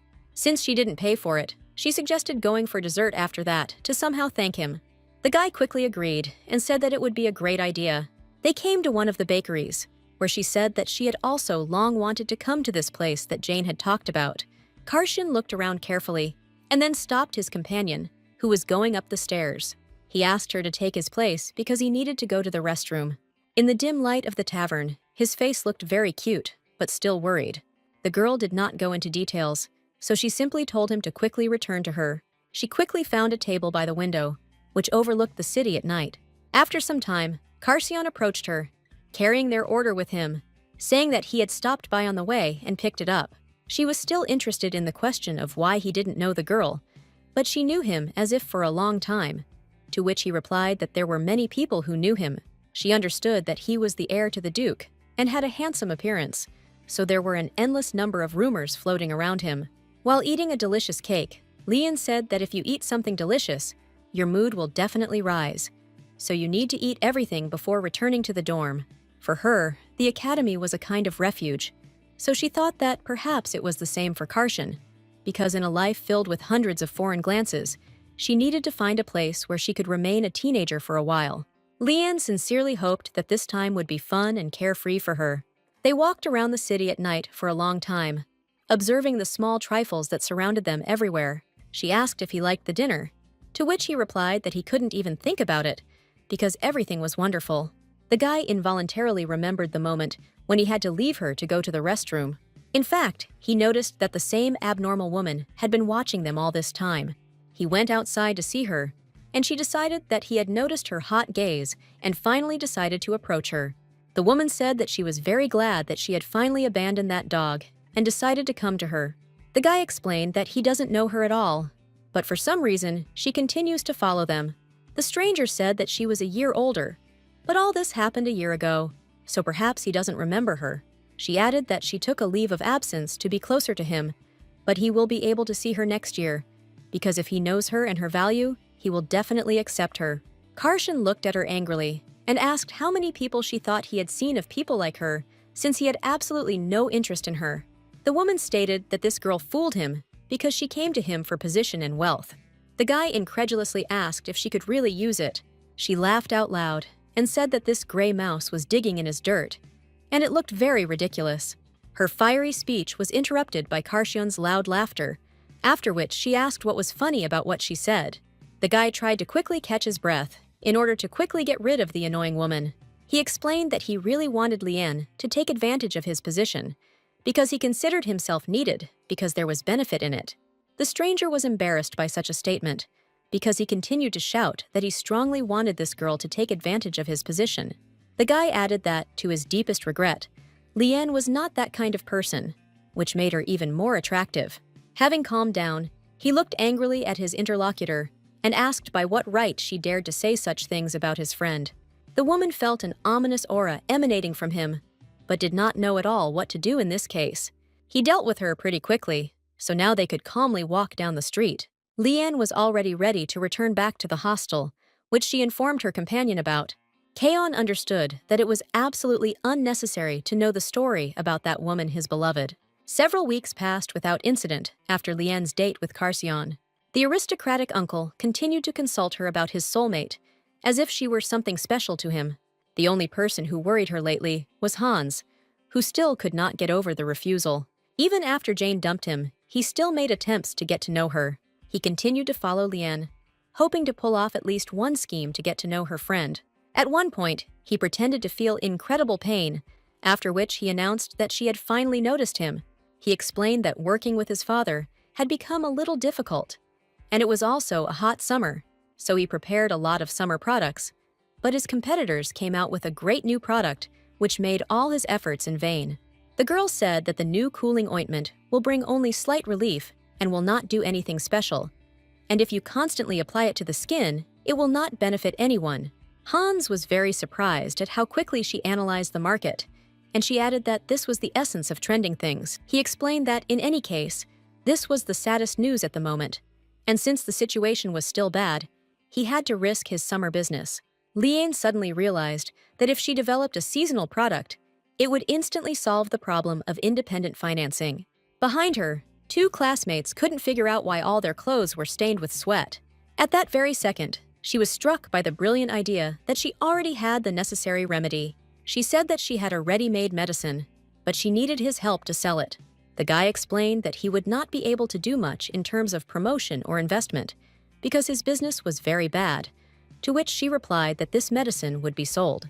Lian assured him that she would take only a small commission from each sale of one drug. She honestly didn't understand why she hadn't thought of selling an anti-sweat product earlier, but now she saw it as a great chance. The girl reasoned that she needed to do everything right in order to earn some money for an independent life. Her thoughts were interrupted by Amila approaching, who clearly wanted to tell her something. The girl hesitated for a long time and did not dare, but soon gathered her courage and began to say words of gratitude. Lian had already completely forgotten about her because she had prepared the drug a long time ago and given it to her, but she recalled that the talking potato developed a rash after using the cream, but the medicine she gave her still helped. So now she said that she is very happy that her face is finally okay. Amala practically burst into tears and screamed at the top of her voice that she was very grateful for her help. Her two friends began to whisper nervously, because all this meant that the girl accepted the commoner as an equal. Lian explained that she didn't need to pay with food, so a simple smile would do. Amila started talking about how she would definitely become her fan starting today. Hans asked if there really were any disagreements between them, to which the girl replied that he should just forget about it. During club activities, she asked Thomas to just help her instead of money. She explained that she was going to sell the hyperhidrosis medicine she had given him, but she needed hands that could handle the herbs carefully. The guy told her that his problem was practically solved, and it meant too much to him to just refuse his well-deserved payment.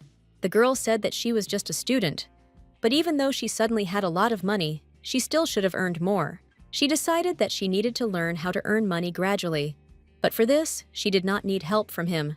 Thomas immediately stated that she was not someone he could convince with words, so he would be happy to help her, especially with herbs. The guy assured her that he had learned a lot from his elf mother, which greatly surprised her. He explained that he was only half elf, and the other half he was human. The prince said that he is not particularly like his father, but he inherited his talent as an elementalist from him, so he learns very quickly when it comes to nature. Leanne suddenly understood why he was so angry when she wanted to pick a flower, because the elves had a love for nature.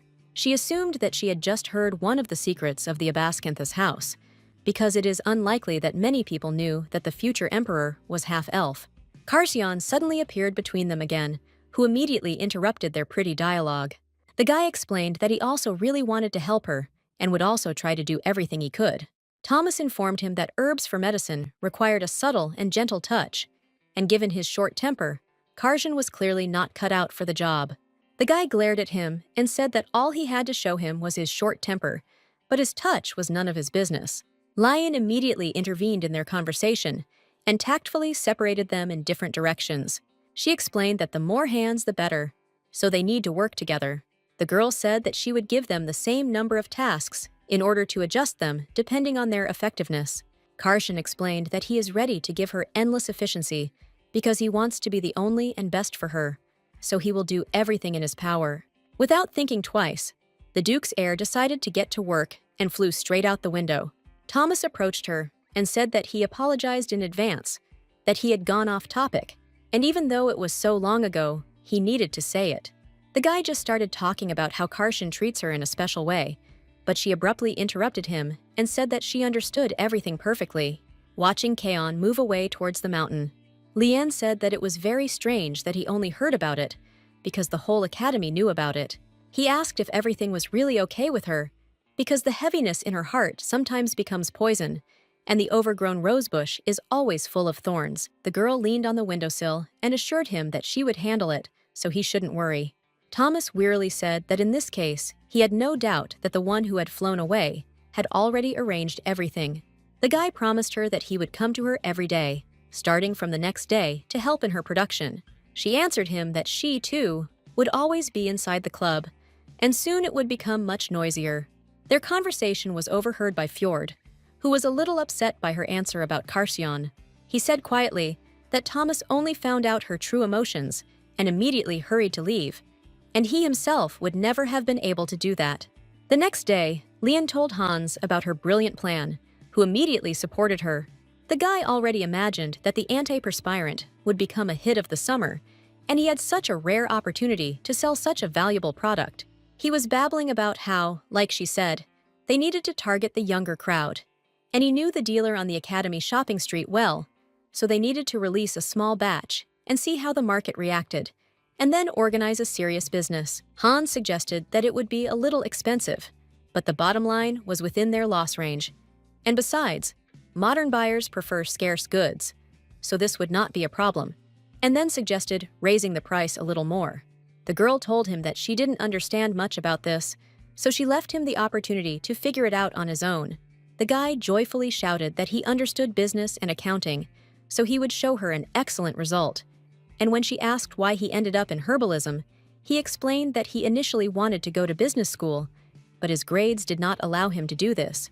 He informed her that he had heard that all medicines had to be made by hand, but he knew that he would not be able to help with their production, but he could participate in the collection of ingredients, to which she replied that she already had a quality workforce. Leanne understood perfectly well that the guy would quickly break if Carsion stood next to them.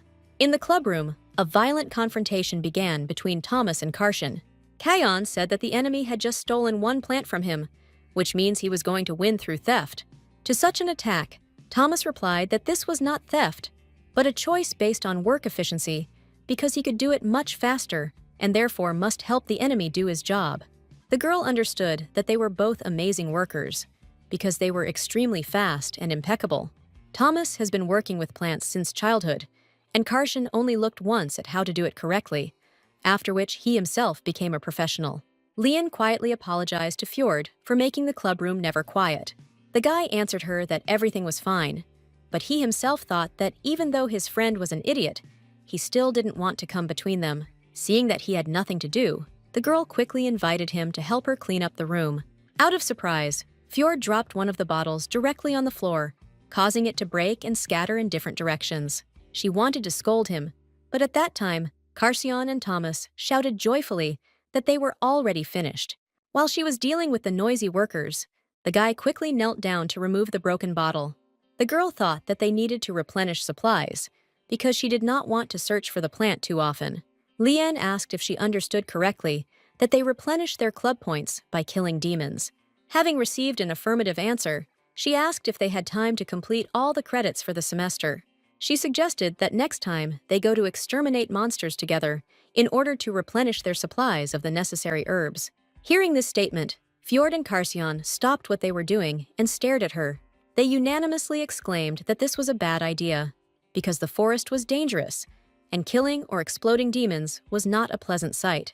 The girl tried to explain to them that she was able to kill a small monster. Lian suggested spraying anti-demon spray while harvesting herbs to warn herself and others, and she can also use poisonous stinger needles. And in general, she is quite strong because she is used to traveling alone. Fjord quickly realized that they had no arguments left against this idea. He explained that their targets aren't usually slugs, but rather dangerous missions that involve only combat students because they don't know what to expect. The girl said that she understood everything, so she would go with them, because if they want to return what Fjord just destroyed, they need to go to the territory of the demons. Lian finally convinced them and offered to schedule the next date for the outing. Thomas watched everything that was happening in disbelief, realizing that he would not have the strength to convince her. Slaying demons sounded very grandiose, but she had already visited various places to collect herbs, so it became more like a picnic than a nightmare. Lian always took poisonous needles with her, which easily dealt with various monsters. The girl was thinking about what else she should take besides the usual tools and some emergency supplies. Sitting at her desk, she recalled how she once went hiking with her mother as a child. They went out for herbs very often, but their father always made a sweet and salty sandwich with a special sauce. Memories were mixed with the aromas and tastes of their forest, so she always wanted to know the recipe for this sauce, but her father never gave it to her. One day, she begged very hard, to which he told her that even her mother did not know the secret of this sauce, so if she wanted to eat a delicious sandwich, she would have to look for her dad. Being very young, Lian did not really understand what exactly her father wanted to say by this. After many years, she realized that her father wanted, in the smallest things, to be the one who meant something to her mother. Before the outing, she prepared several sandwiches, but it turned out to be too many. She thought that Karsion would most likely eat everything with pleasure, even if her food was poisoned. The girl decided that she tried very hard when preparing these sandwiches, so she was sure that they turned out very tasty. In the back of her mind, she imagined Karsion's first time trying a sandwich she had made. It seemed to her that he would be incredibly happy to receive them and would thank her as if it were a great gift. Lian assumed that he would definitely like it because her father's recipe was one of a kind, so he had never tried them. She could already imagine with what pleasure he would eat them, hoping that her sandwiches turned out to taste as good as she imagined. They all went to the mountain, which the students called the Back Mountain because it was some distance from the city center and could only be reached by horse or carriage. There was a rather unique ecosystem on the mountain, since the magic in these places is very strong. So this place was dangerous for people because of the large number of demons. So there were two boundaries that separated the mountain from the habitat of monsters. The last time she managed to cross the first border, it was not so dangerous because she was prepared in advance, and lesser demons were no different from small animals that can be scared away with sprays, bright lights, and loud sounds. But beyond the second border, there were mid- and high-level demons resembling bears and lions, so the Academy kept this mountain under its control. The first thing she saw when she crossed the second border was a monster of enormous size, which Karshan finished off with just one blow. Fjord reminded him that if the monster froze, it would be simply impossible for anyone to pull out the core, and when they cut it open, there would be blood absolutely everywhere. The girl asked if they really got used to this so quickly, because in front of them there was just a huge monster. Fjord explained that it also took him some time to adjust, but when the monster froze in place, Karshan had already killed it without even blinking an eye.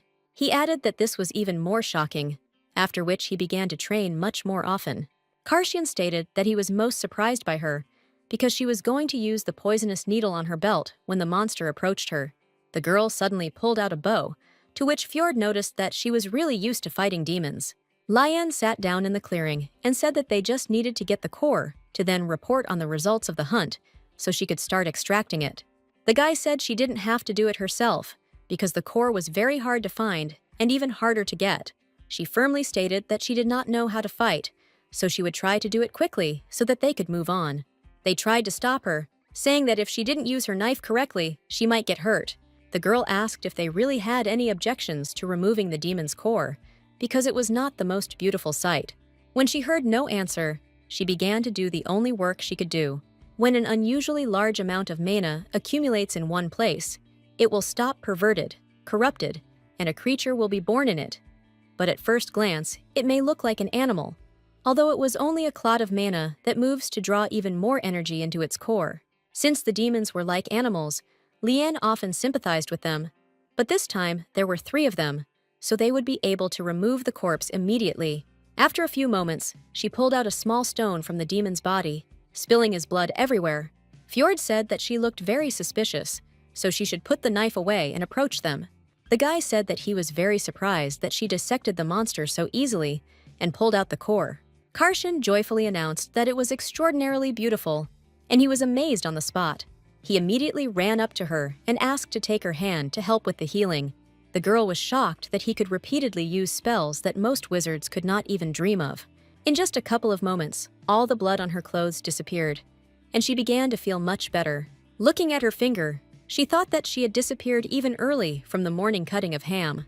Fjord angrily said that every time they did the dirty work, he never used this spell, even though they had to get their hands dirty many times to find the demon core. Lian continued to search further, and Karshan quickly agreed with her. After some time, they had already collected a large bag of demon stones, so now she offered them a snack. She asked how they managed to have a snack during the extermination, to which the guy replied that he did not eat much, because a full stomach took away his strength. In fact, they did not want to eat together at all, and usually almost always died of hunger. This time, Karshan could not leave the girl without lunch, so he prepared a portal to the place for lunch in advance. He cast a warming spell on the food, especially for her, so now all that remained was to take the table outside. But Lian interrupted his thoughts, saying that she had specially prepared sandwiches this morning. The portal, located directly behind Karshan, closed at lightning speed, as the guy did not want to offend her at all. The girl noticed a strange movement of his hands, so she immediately asked what he had just done, to which he replied that he was just cleaning up the trash. She laughed quietly and said that everything was clear from his face, and then asked what he took with him. The guy was a little puzzled that she was smiling at him so easily, although he had done nothing for it. Lian suggested that they eat together because she had brought enough sandwiches. After some time, Fjord and Karshan sat on the tablecloth that one of them had brought and looked at the food with embarrassment. The girl explained to them that they could start eating because there was no need to wait for her. Fjord has been quiet about the fact that she prepared them herself, so he's a little worried. He looked carefully at his friend, who, just like him, did not immediately decide to bite into the sandwich. At one point, they both decided to try the treasured food, after which they were indescribably delighted. Lian thought that they always made her too nervous. Fjord began to say that it was amazingly delicious, because he had never tasted such a spicy and rich sauce. The girl thanked him with relief for the compliment, saying that she had prepared a special sauce that her father had taught her. She looked carefully at Karshan, and then asked if it turned out delicious. He couldn't tear himself away from the sandwich, so he muttered indistinctly that it was delicious. Having finished the first, he immediately reached for the second, saying that she had prepared them herself, and it was very tasty. Thomas heard Lian's voice not far from him, so he immediately headed towards their camp. The girl offered them to try other dishes, but they flatly refused because they wanted to try as many of her sandwiches as possible. Fjord said that he was afraid that his friend would eat absolutely everything, but Lian was worried that someone was moving in the bushes. Suddenly, an incomprehensible creature flew out of them, and meanwhile, she said that there was protection around them, so there should be no monsters. Lian explained to them that the creature looked like a bird, but it wasn't exactly her. The girl suggested that it was a bird that looked like a dog, or perhaps it was a bird dog. Deciding to find out more precisely, she quickly headed towards the bushes, where she had just seen a strange creature. Making her way through the bushes, she suddenly met the eyes of Thomas, who was also in the bushes. Lian was worried about only one question: why he was there and nowhere else. Karshan immediately began angrily asking if he was stalking them, to which Thomas replied that he was just out for a walk. The guy asked if he himself had come all the way from the academy to this place, to which he replied that he just liked to walk. The prince was interested in the question of why they were sitting in the most dangerous habitat of demons beyond the second border. Kaon explained that they were having a dinner, to which the newcomer stated that he did not want to disturb them. Karshan angrily stated that they only brought enough dishes for 3, so there was no room for him. The girl suggested that he try the sandwich because he could eat it with a napkin, but to do this, he needed to wash his hands. In response to his statement that he did not want to disturb them, Lian explained that he would not interfere and that there was no need to pay for the food because she had prepared it herself. Thomas immediately agreed to eat it, at the same time taking back his words that he was not hungry. She objected that there were quite a lot of sandwiches, so they could share with everyone. Karshan started ordering Thomas around, telling him that he should take the smallest sandwich. Lian decided to continue searching for the strange creature, so she was again able to see something black in the bushes.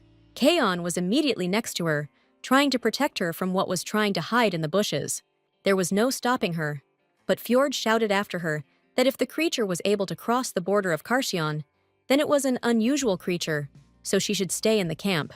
The girl quickly got to the required place, after which she told them not to worry. A winged puppy jumped out of the bushes and immediately began to lick her. She told everyone that she was right, because this is really a bird dog, albeit small in size.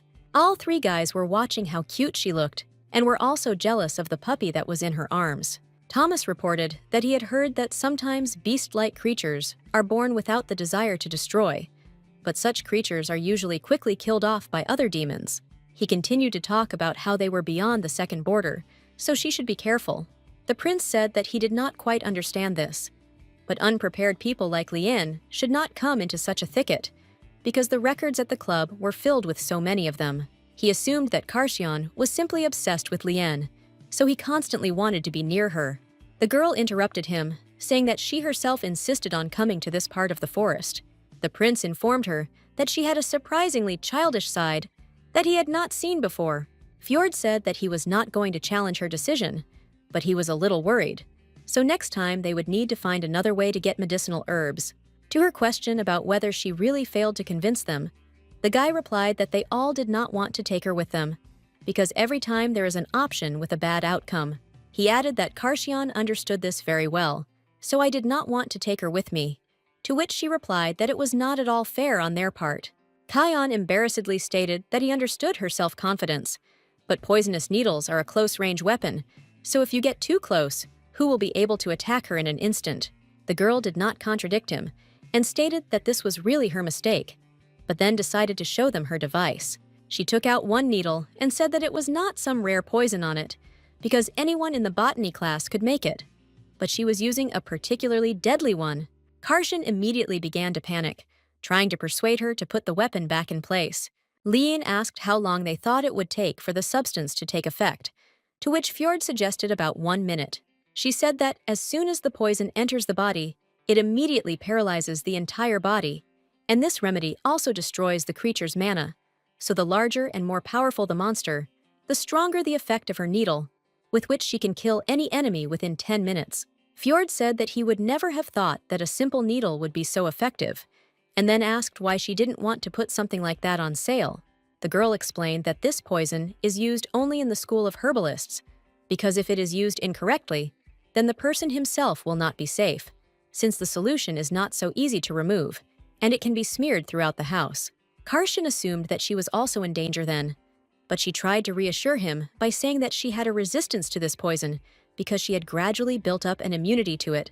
She added that not everyone is able to remove a little poison for themselves because its production requires a lot of time and precise dosage, so such a product was not sold on an industrial scale.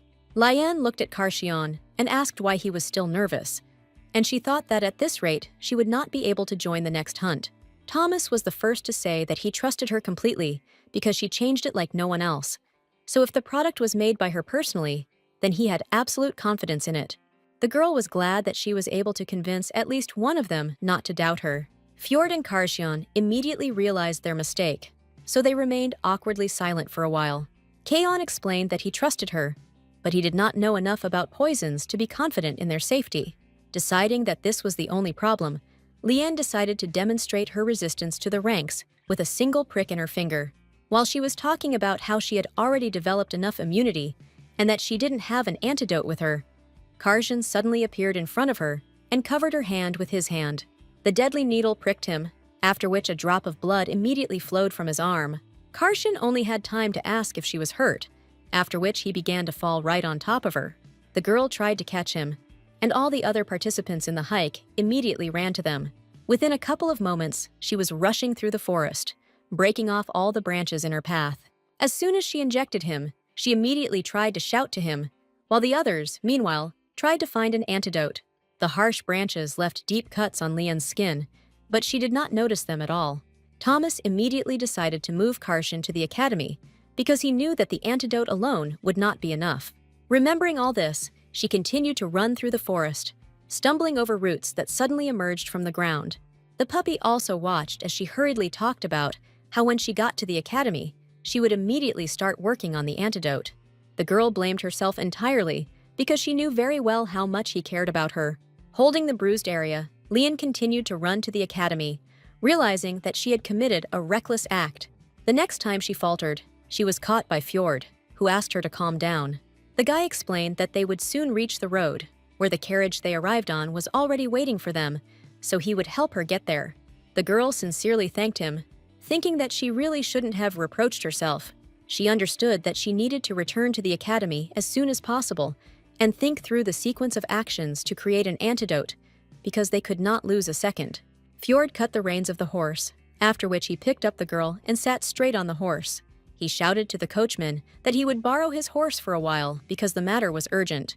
Lian thought only that Karshan had to be safe under the supervision of nurses. Fjord realized with horror that her heart was occupied only by Karshan, and that there would never be a place in it for him. Kayan woke up sometime later in the first aid post, trying to figure out whether he survived or not. He remembered that he had been pricked with a poisonous needle, after which his body instantly froze. Turning over on his side, he tried to understand who brought him to the academy and whether Lian was worried about him. The guy suggested that she probably even cried, and he didn't want that at all, but he would be happy if she cried because she was worried about him. Suddenly, a girl ran into the room, so he immediately sat up on the bed. After some time, he carefully examined it and was shocked that it was all covered with scratches. He looked into her eyes with horror and realized that she was very worried about his condition. Karshan jumped out of bed and ran up to her, asking her how she was able to hurt herself like that, and then offered to heal her. Lian tried to hold back her tears, so she didn't answer his questions for a while. Gathering her will into a fist, she began to ask why he was only interested in her pain and did not think about his wounds. The girl loudly and furiously declared that he was an absolute fool for doing this to himself. Tears welled up in her eyes, but she continued to ask him why he only thinks about her, because she was very scared when he fell. Lian sniffled and repeated that he could really have died if they had been even a minute late. She understood perfectly well that he was not to blame for anything, but at the same time, she could not help but feel grateful that he was alive. The girl looked at him and thought that she was very scared that something might happen to him. Even now, when she knew that he was okay, her hands would not stop shaking and fear would sit in her chest. Lian never wanted to lose people dear to her again.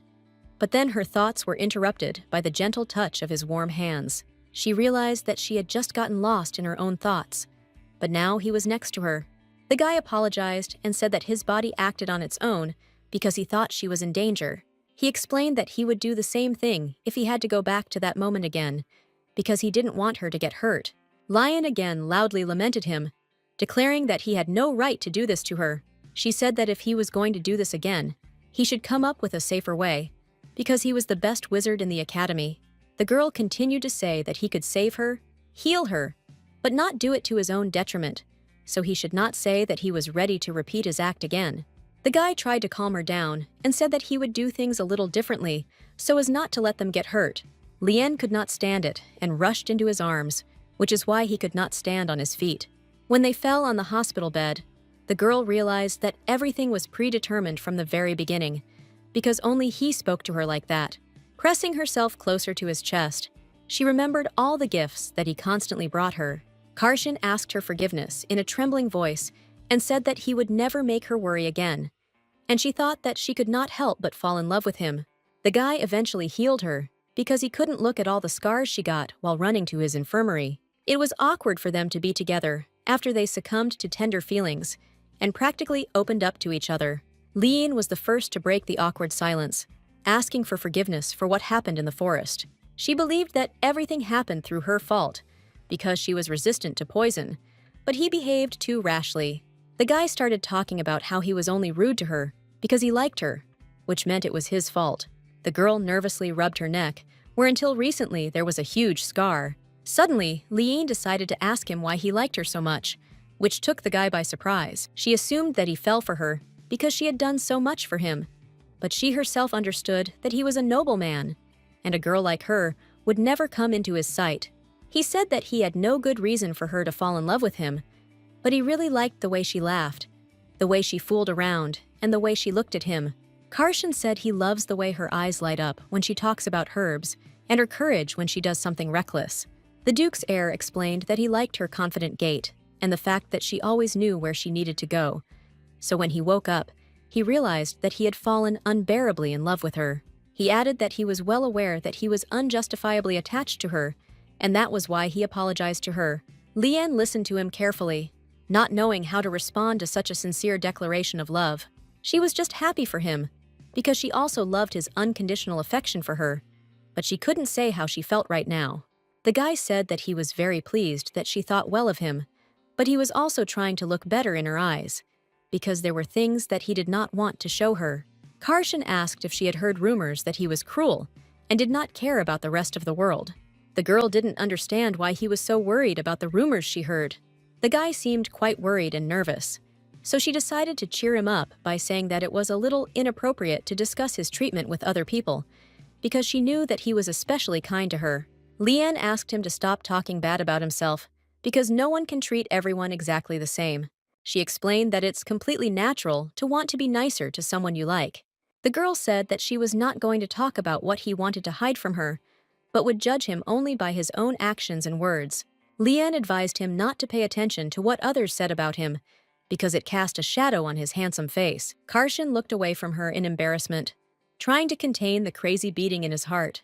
At the same time, the butler came to Karshan's mother, telling him that her son had safely returned to his senses. Sylvia said she heard something bad happen to her son, but she thought he destroyed a building or grabbed a person.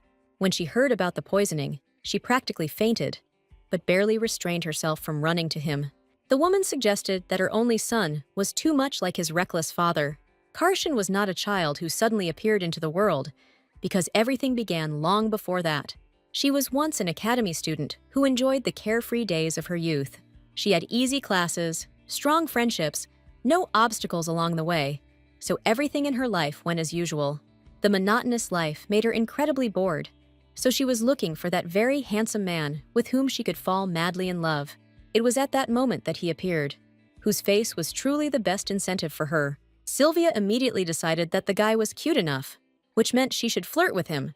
She started with looks, but then the real problem arose after the seduction was successful.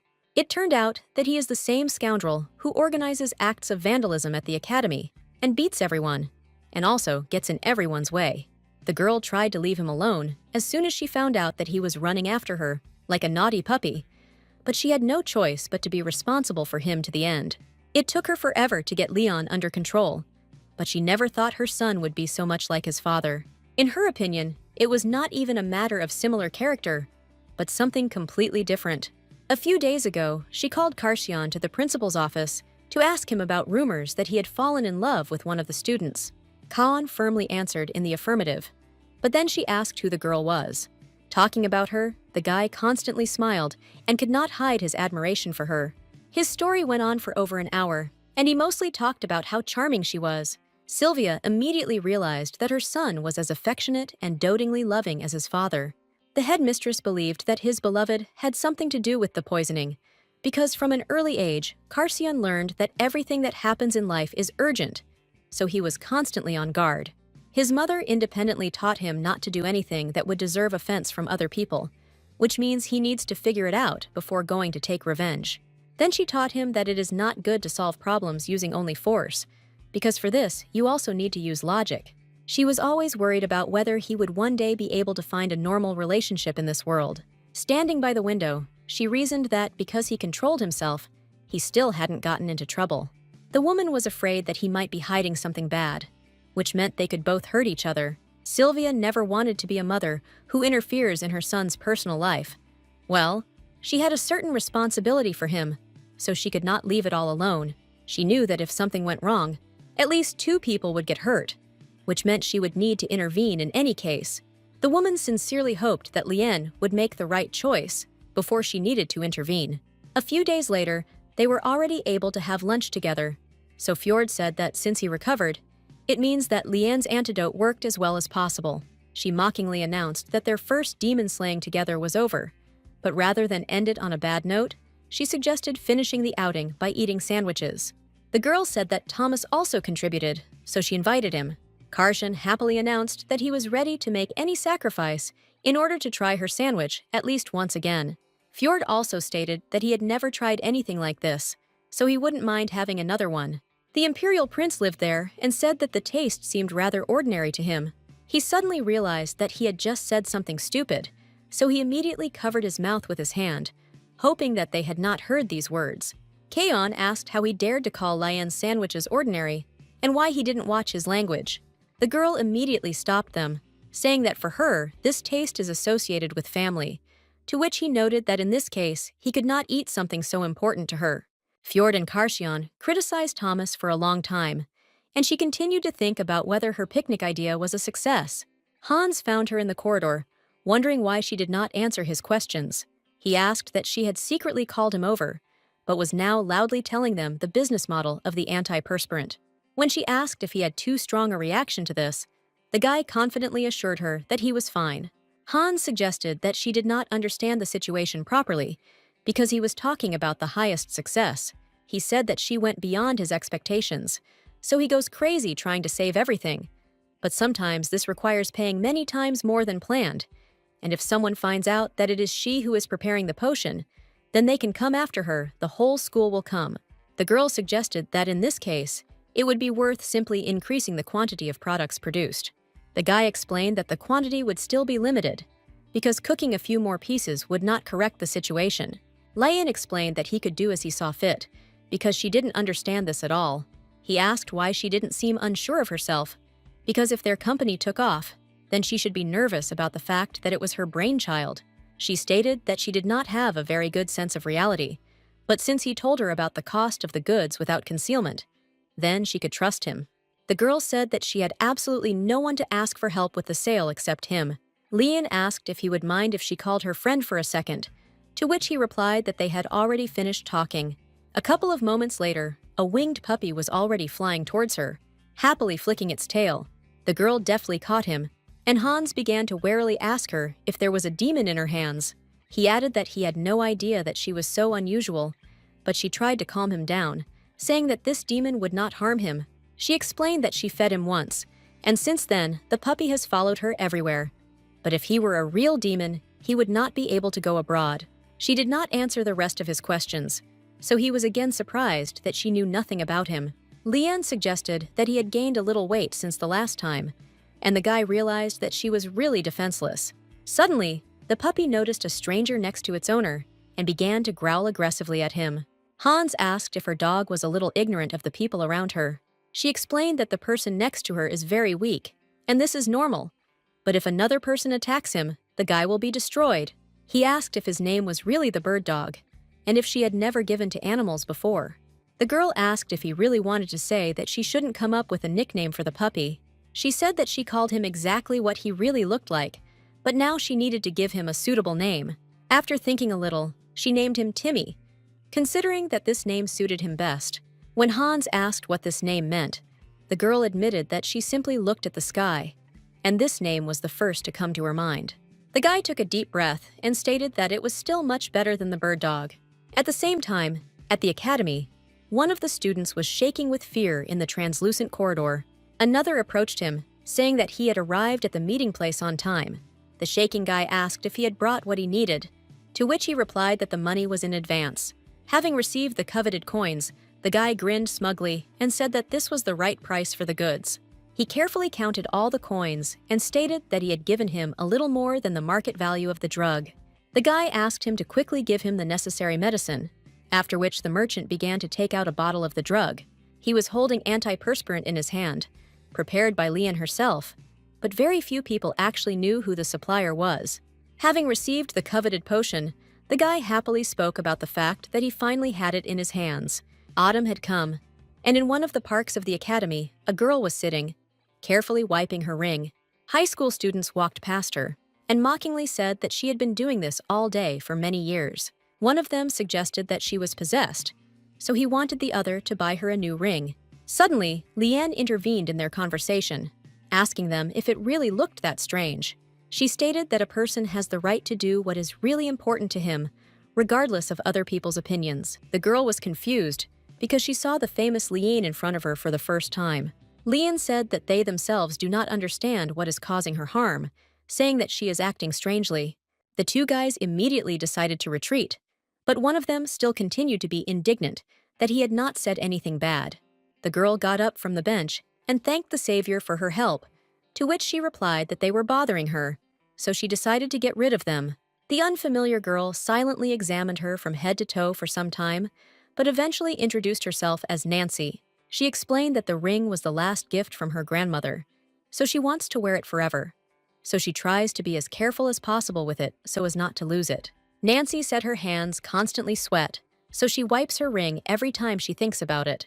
The girl said that she heard that there is some kind of antiperspirant that is very difficult to find, so she now has to clean her ring every day. She added that most likely her new acquaintance might find her strange, but she couldn't help it. Lian quickly stopped her torment, saying that there was no need to explain herself to her. The girl quickly said goodbye to her new friend, wishing her a good day. Nancy still couldn't believe that she was talking to the famous Lian for the first time. She went for a walk in the garden, thinking that her savior looked like she was very cold and wouldn't talk to girls like her. Nancy suddenly noticed that she was starting to sweat again, so she decided to wipe the ring again. Lian became the most famous person in the entire academy due to her many outstanding achievements. She first became famous as a student who passed the infamous translation exam with almost perfect marks. Nancy believed that she must be a genius, because basically everyone did what they did because of their parents. When a celebrity walked down the corridor, everyone around them began to make way for her. There was always an exorbitant coldness in her gaze, indicating that you should not approach her. She then became famous for organizing a purge of transfer students, because the noble students who bullied her were immediately expelled with all the ensuing consequences. Many whispered that this happened only once in the entire history of the academy, because usually aristocrats did not touch each other. Others believed that the girl could stand up for herself even in such a difficult situation. Nancy saw Lian often, but never noticed her talking to anyone. The girl heard talk that the terrible and merciless Karshan liked the star. Some suggested that their relationship was a one-sided affair, while others believed that they were dating. Nancy couldn't believe that she was so cold and distant, but she was still able to capture someone's heart. As if adding fuel to the fire, information appeared in the city that Lian was being pursued by the prince of the Abascant Empire, and sometimes there were even suggestions that she was actually a princess from a distant kingdom. The girl believed that Lian was the only heir. The bastards threatened her life, because according to rumors, she fled to the academy due to expulsion. But after talking with her, she believed that it was all a fiction. Nancy thought that her idol was indeed a very amazing and warm person. She lowered her gaze to the bottle on the floor, after which she realized with horror that it was antiperspirant. The girl assumed that something happened to him and someone lost him right in front of her dorm room. Picking up the bottle from the floor, she noticed a tag on it with her name written on it. Nancy screamed that she had no idea who could have left it at her door. Entering the room, she saw her neighbor, who immediately began asking her about what happened. Seeing a bottle of antiperspirant in her hands, the girl went crazy because it was a very rare product. The girl asked where she got it, to which Nancy replied that everything came out unexpectedly. Her neighbor suggested that she had chosen a dark path, but warned her that management had begun to increase surveillance of the black market. Nancy was still trying to understand who the person was who gave her this gift from the gods. My roommate asked if she had heard rumors about who made the antiperspirant. The girl suggested that the supplier was the famous Lian, who lives a couple of rooms away from them. She reasoned that someone had overheard her talking about antiperspirant before it was on the market. Now everything fell into place in Nancy's head, because she literally told her about her problem, after which the girl decided to give her a gift. Holding the treasured bottle in her hands, Nancy did not understand what she should do with such wealth. After some time, she headed to the office where the circle of Lian's fans was meeting. Amila told Nancy that she didn't understand at all why the girl suddenly wanted to join them. She wondered if she knew what she was going to do to Lian, but she warned that everything should happen quietly. The leader said that the girl should under no circumstances find out what they were planning. Nancy furiously said that she also really wanted to be a part of this. Amila squeezed her hand tightly and said that now they could begin the rebuilding plan together. A lot of things happened without Lian's knowledge, so she often felt out of place. Many began to whisper that the creator of the antiperspirant was a student from the academy and not a person from the big pharmaceutical guild. Others guessed that the rumors were actually true, and it was Lian who became the inventor of the miracle remedy. Karshian began to constantly worry that the girl had become too popular at the academy. He informed her that there were rumors that she was the creator of the antiperspirant. The girl said that she did not understand at all why he was so worried, to which the guy replied that the entire academy was asking her for help. Kaon pointed in the direction of Fjord and Thomas and stated that even they came to her, to which the guys replied that they were also members of the club. Lian said she didn't feel any difference at all, so he shouldn't worry. Unfortunately for her, Karshian has become twice as handsome since she realized that she liked him. The girl began to notice the beauty of his face, his facial expressions, body language, and voice, because he did absolutely everything to attract her attention. But when he looked so sensually and tenderly straight into her eyes, she caught herself thinking that she absolutely did not want to take her eyes off him. At such moments, her heart began to beat quickly, and it began to seem to her that she was absolutely on fire. Lian didn't want him to be able to read her thoughts, but she still couldn't figure out what to do next. Thomas asked if Karshian should shut up so that the girl could rest, to which he replied that she found peace in just looking at his face, and the guy interrupted the relaxation with his voice. Suddenly, Hans burst into the room, shouting that he urgently needed to talk to Lian. All three guys in the clubroom glared at him, causing a heavy aura to hang around him. The newcomer suddenly imagined that very soon he would go to his grandfather's ex-wife, who had recently died. He tried to tell the girl that he had come to talk to her, to which Karshian suggested that the guy considered this place a public one, but that was not the case at all. Lian asked all three to stop scaring their guest by saying that he was not doing anything wrong. The girl remembered with horror that Karshian had already done the same thing to Hans once when they were working on a group project, but now she began to understand him much better. She realized that she was seeing something that she had absolutely not noticed before, and Kaon, meanwhile, assured her that he would never shed blood in front of her eyes. This formulation made her think that perhaps he was capable of shedding blood behind her back. She couldn't help it, so she tried to check Karshian's behavior every time, and even now she said that she really likes good guys lately. The girl informed Hans that she simply said it as a fact, and he should not take it to heart. Thomas immediately approached her and stated that he would always remember this and would try to carry this knowledge through his life. The prince immediately took out a small notebook and began to write down her words that she liked good guys. Noticing this, Karshian immediately conjured magic and set fire to the written words. Tension rose again between them, because both did not want to give the other the treasured Lian. The girl, meanwhile, was indignant that this had been going on for quite a long time, and then said that she would return soon, because nothing should happen if she just talked to him. Walking out the door, she immediately asked what happened, to which Hans spent some time trying to collect his thoughts. Gathering his courage, he asked if she really didn't want to mass-produce antiperspirant.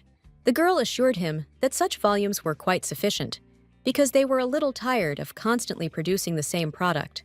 Hans said that he was very grateful to her for bringing his business back to life, but the blood of a merchant boiled in his veins. He talked about how this was the best product of their era, which was already making a huge impact on the cosmetics market, and the advertising power of rumors and word of mouth was unparalleled, so he couldn't let her product go to waste. The guy also said that he had one last proposal for her, which she had not yet heard. He begged her to share her recipe with him so that he would take care of everything related to production, distribution, and sales, and she would only have to sit back and enjoy the money. To her, it sounded like a lifetime's work, but usually only scammers promised easy money. Hans tried to prove to her that this all only meant that this recipe was very important for them, because even if he made a similar product and sold it, it would still be a substitute product. He added that he is only offering it now because their sales are big enough to try, and thanks to her technology, he can make such an offer to her. The guy began to write a number on a piece of paper, saying that this was the estimated monthly income that she could receive from his lucrative offer. Seeing the astronomical numbers, Lian tried to download her brain for a while. This is too much money for her to give up so easily, so she immediately told him to bring the contract. During this time in the club, Fjord continued to read his book, but also watched the remaining club members. As soon as the girl left, one of them also had to leave the room, but they could not decide who exactly it would be. Karshan thought about how she had told him that her wish was to stop the fighting between them, because it was the right thing to do. The guy said that he wanted to enjoy Lean's cuteness, but some creepy guy was bothering him, to which Thomas replied that if people standing in one place bother him, he couldn't do anything about it. Kaon said that the enemy intended to return the favor with a favor, which meant that this was a good reason to stay close to her. He asked if he could pay for such a service only if he became her slave. Thomas said he didn't want to know anything about it unless the girl asked him to leave first. Karshan looked at him angrily and asked why he decided that he needed his answer. The prince realized that this guy was willing to insult or hurt him because he didn't care that it could lead to war, which means he was truly mad. He believed that the girl was completely unaware of the true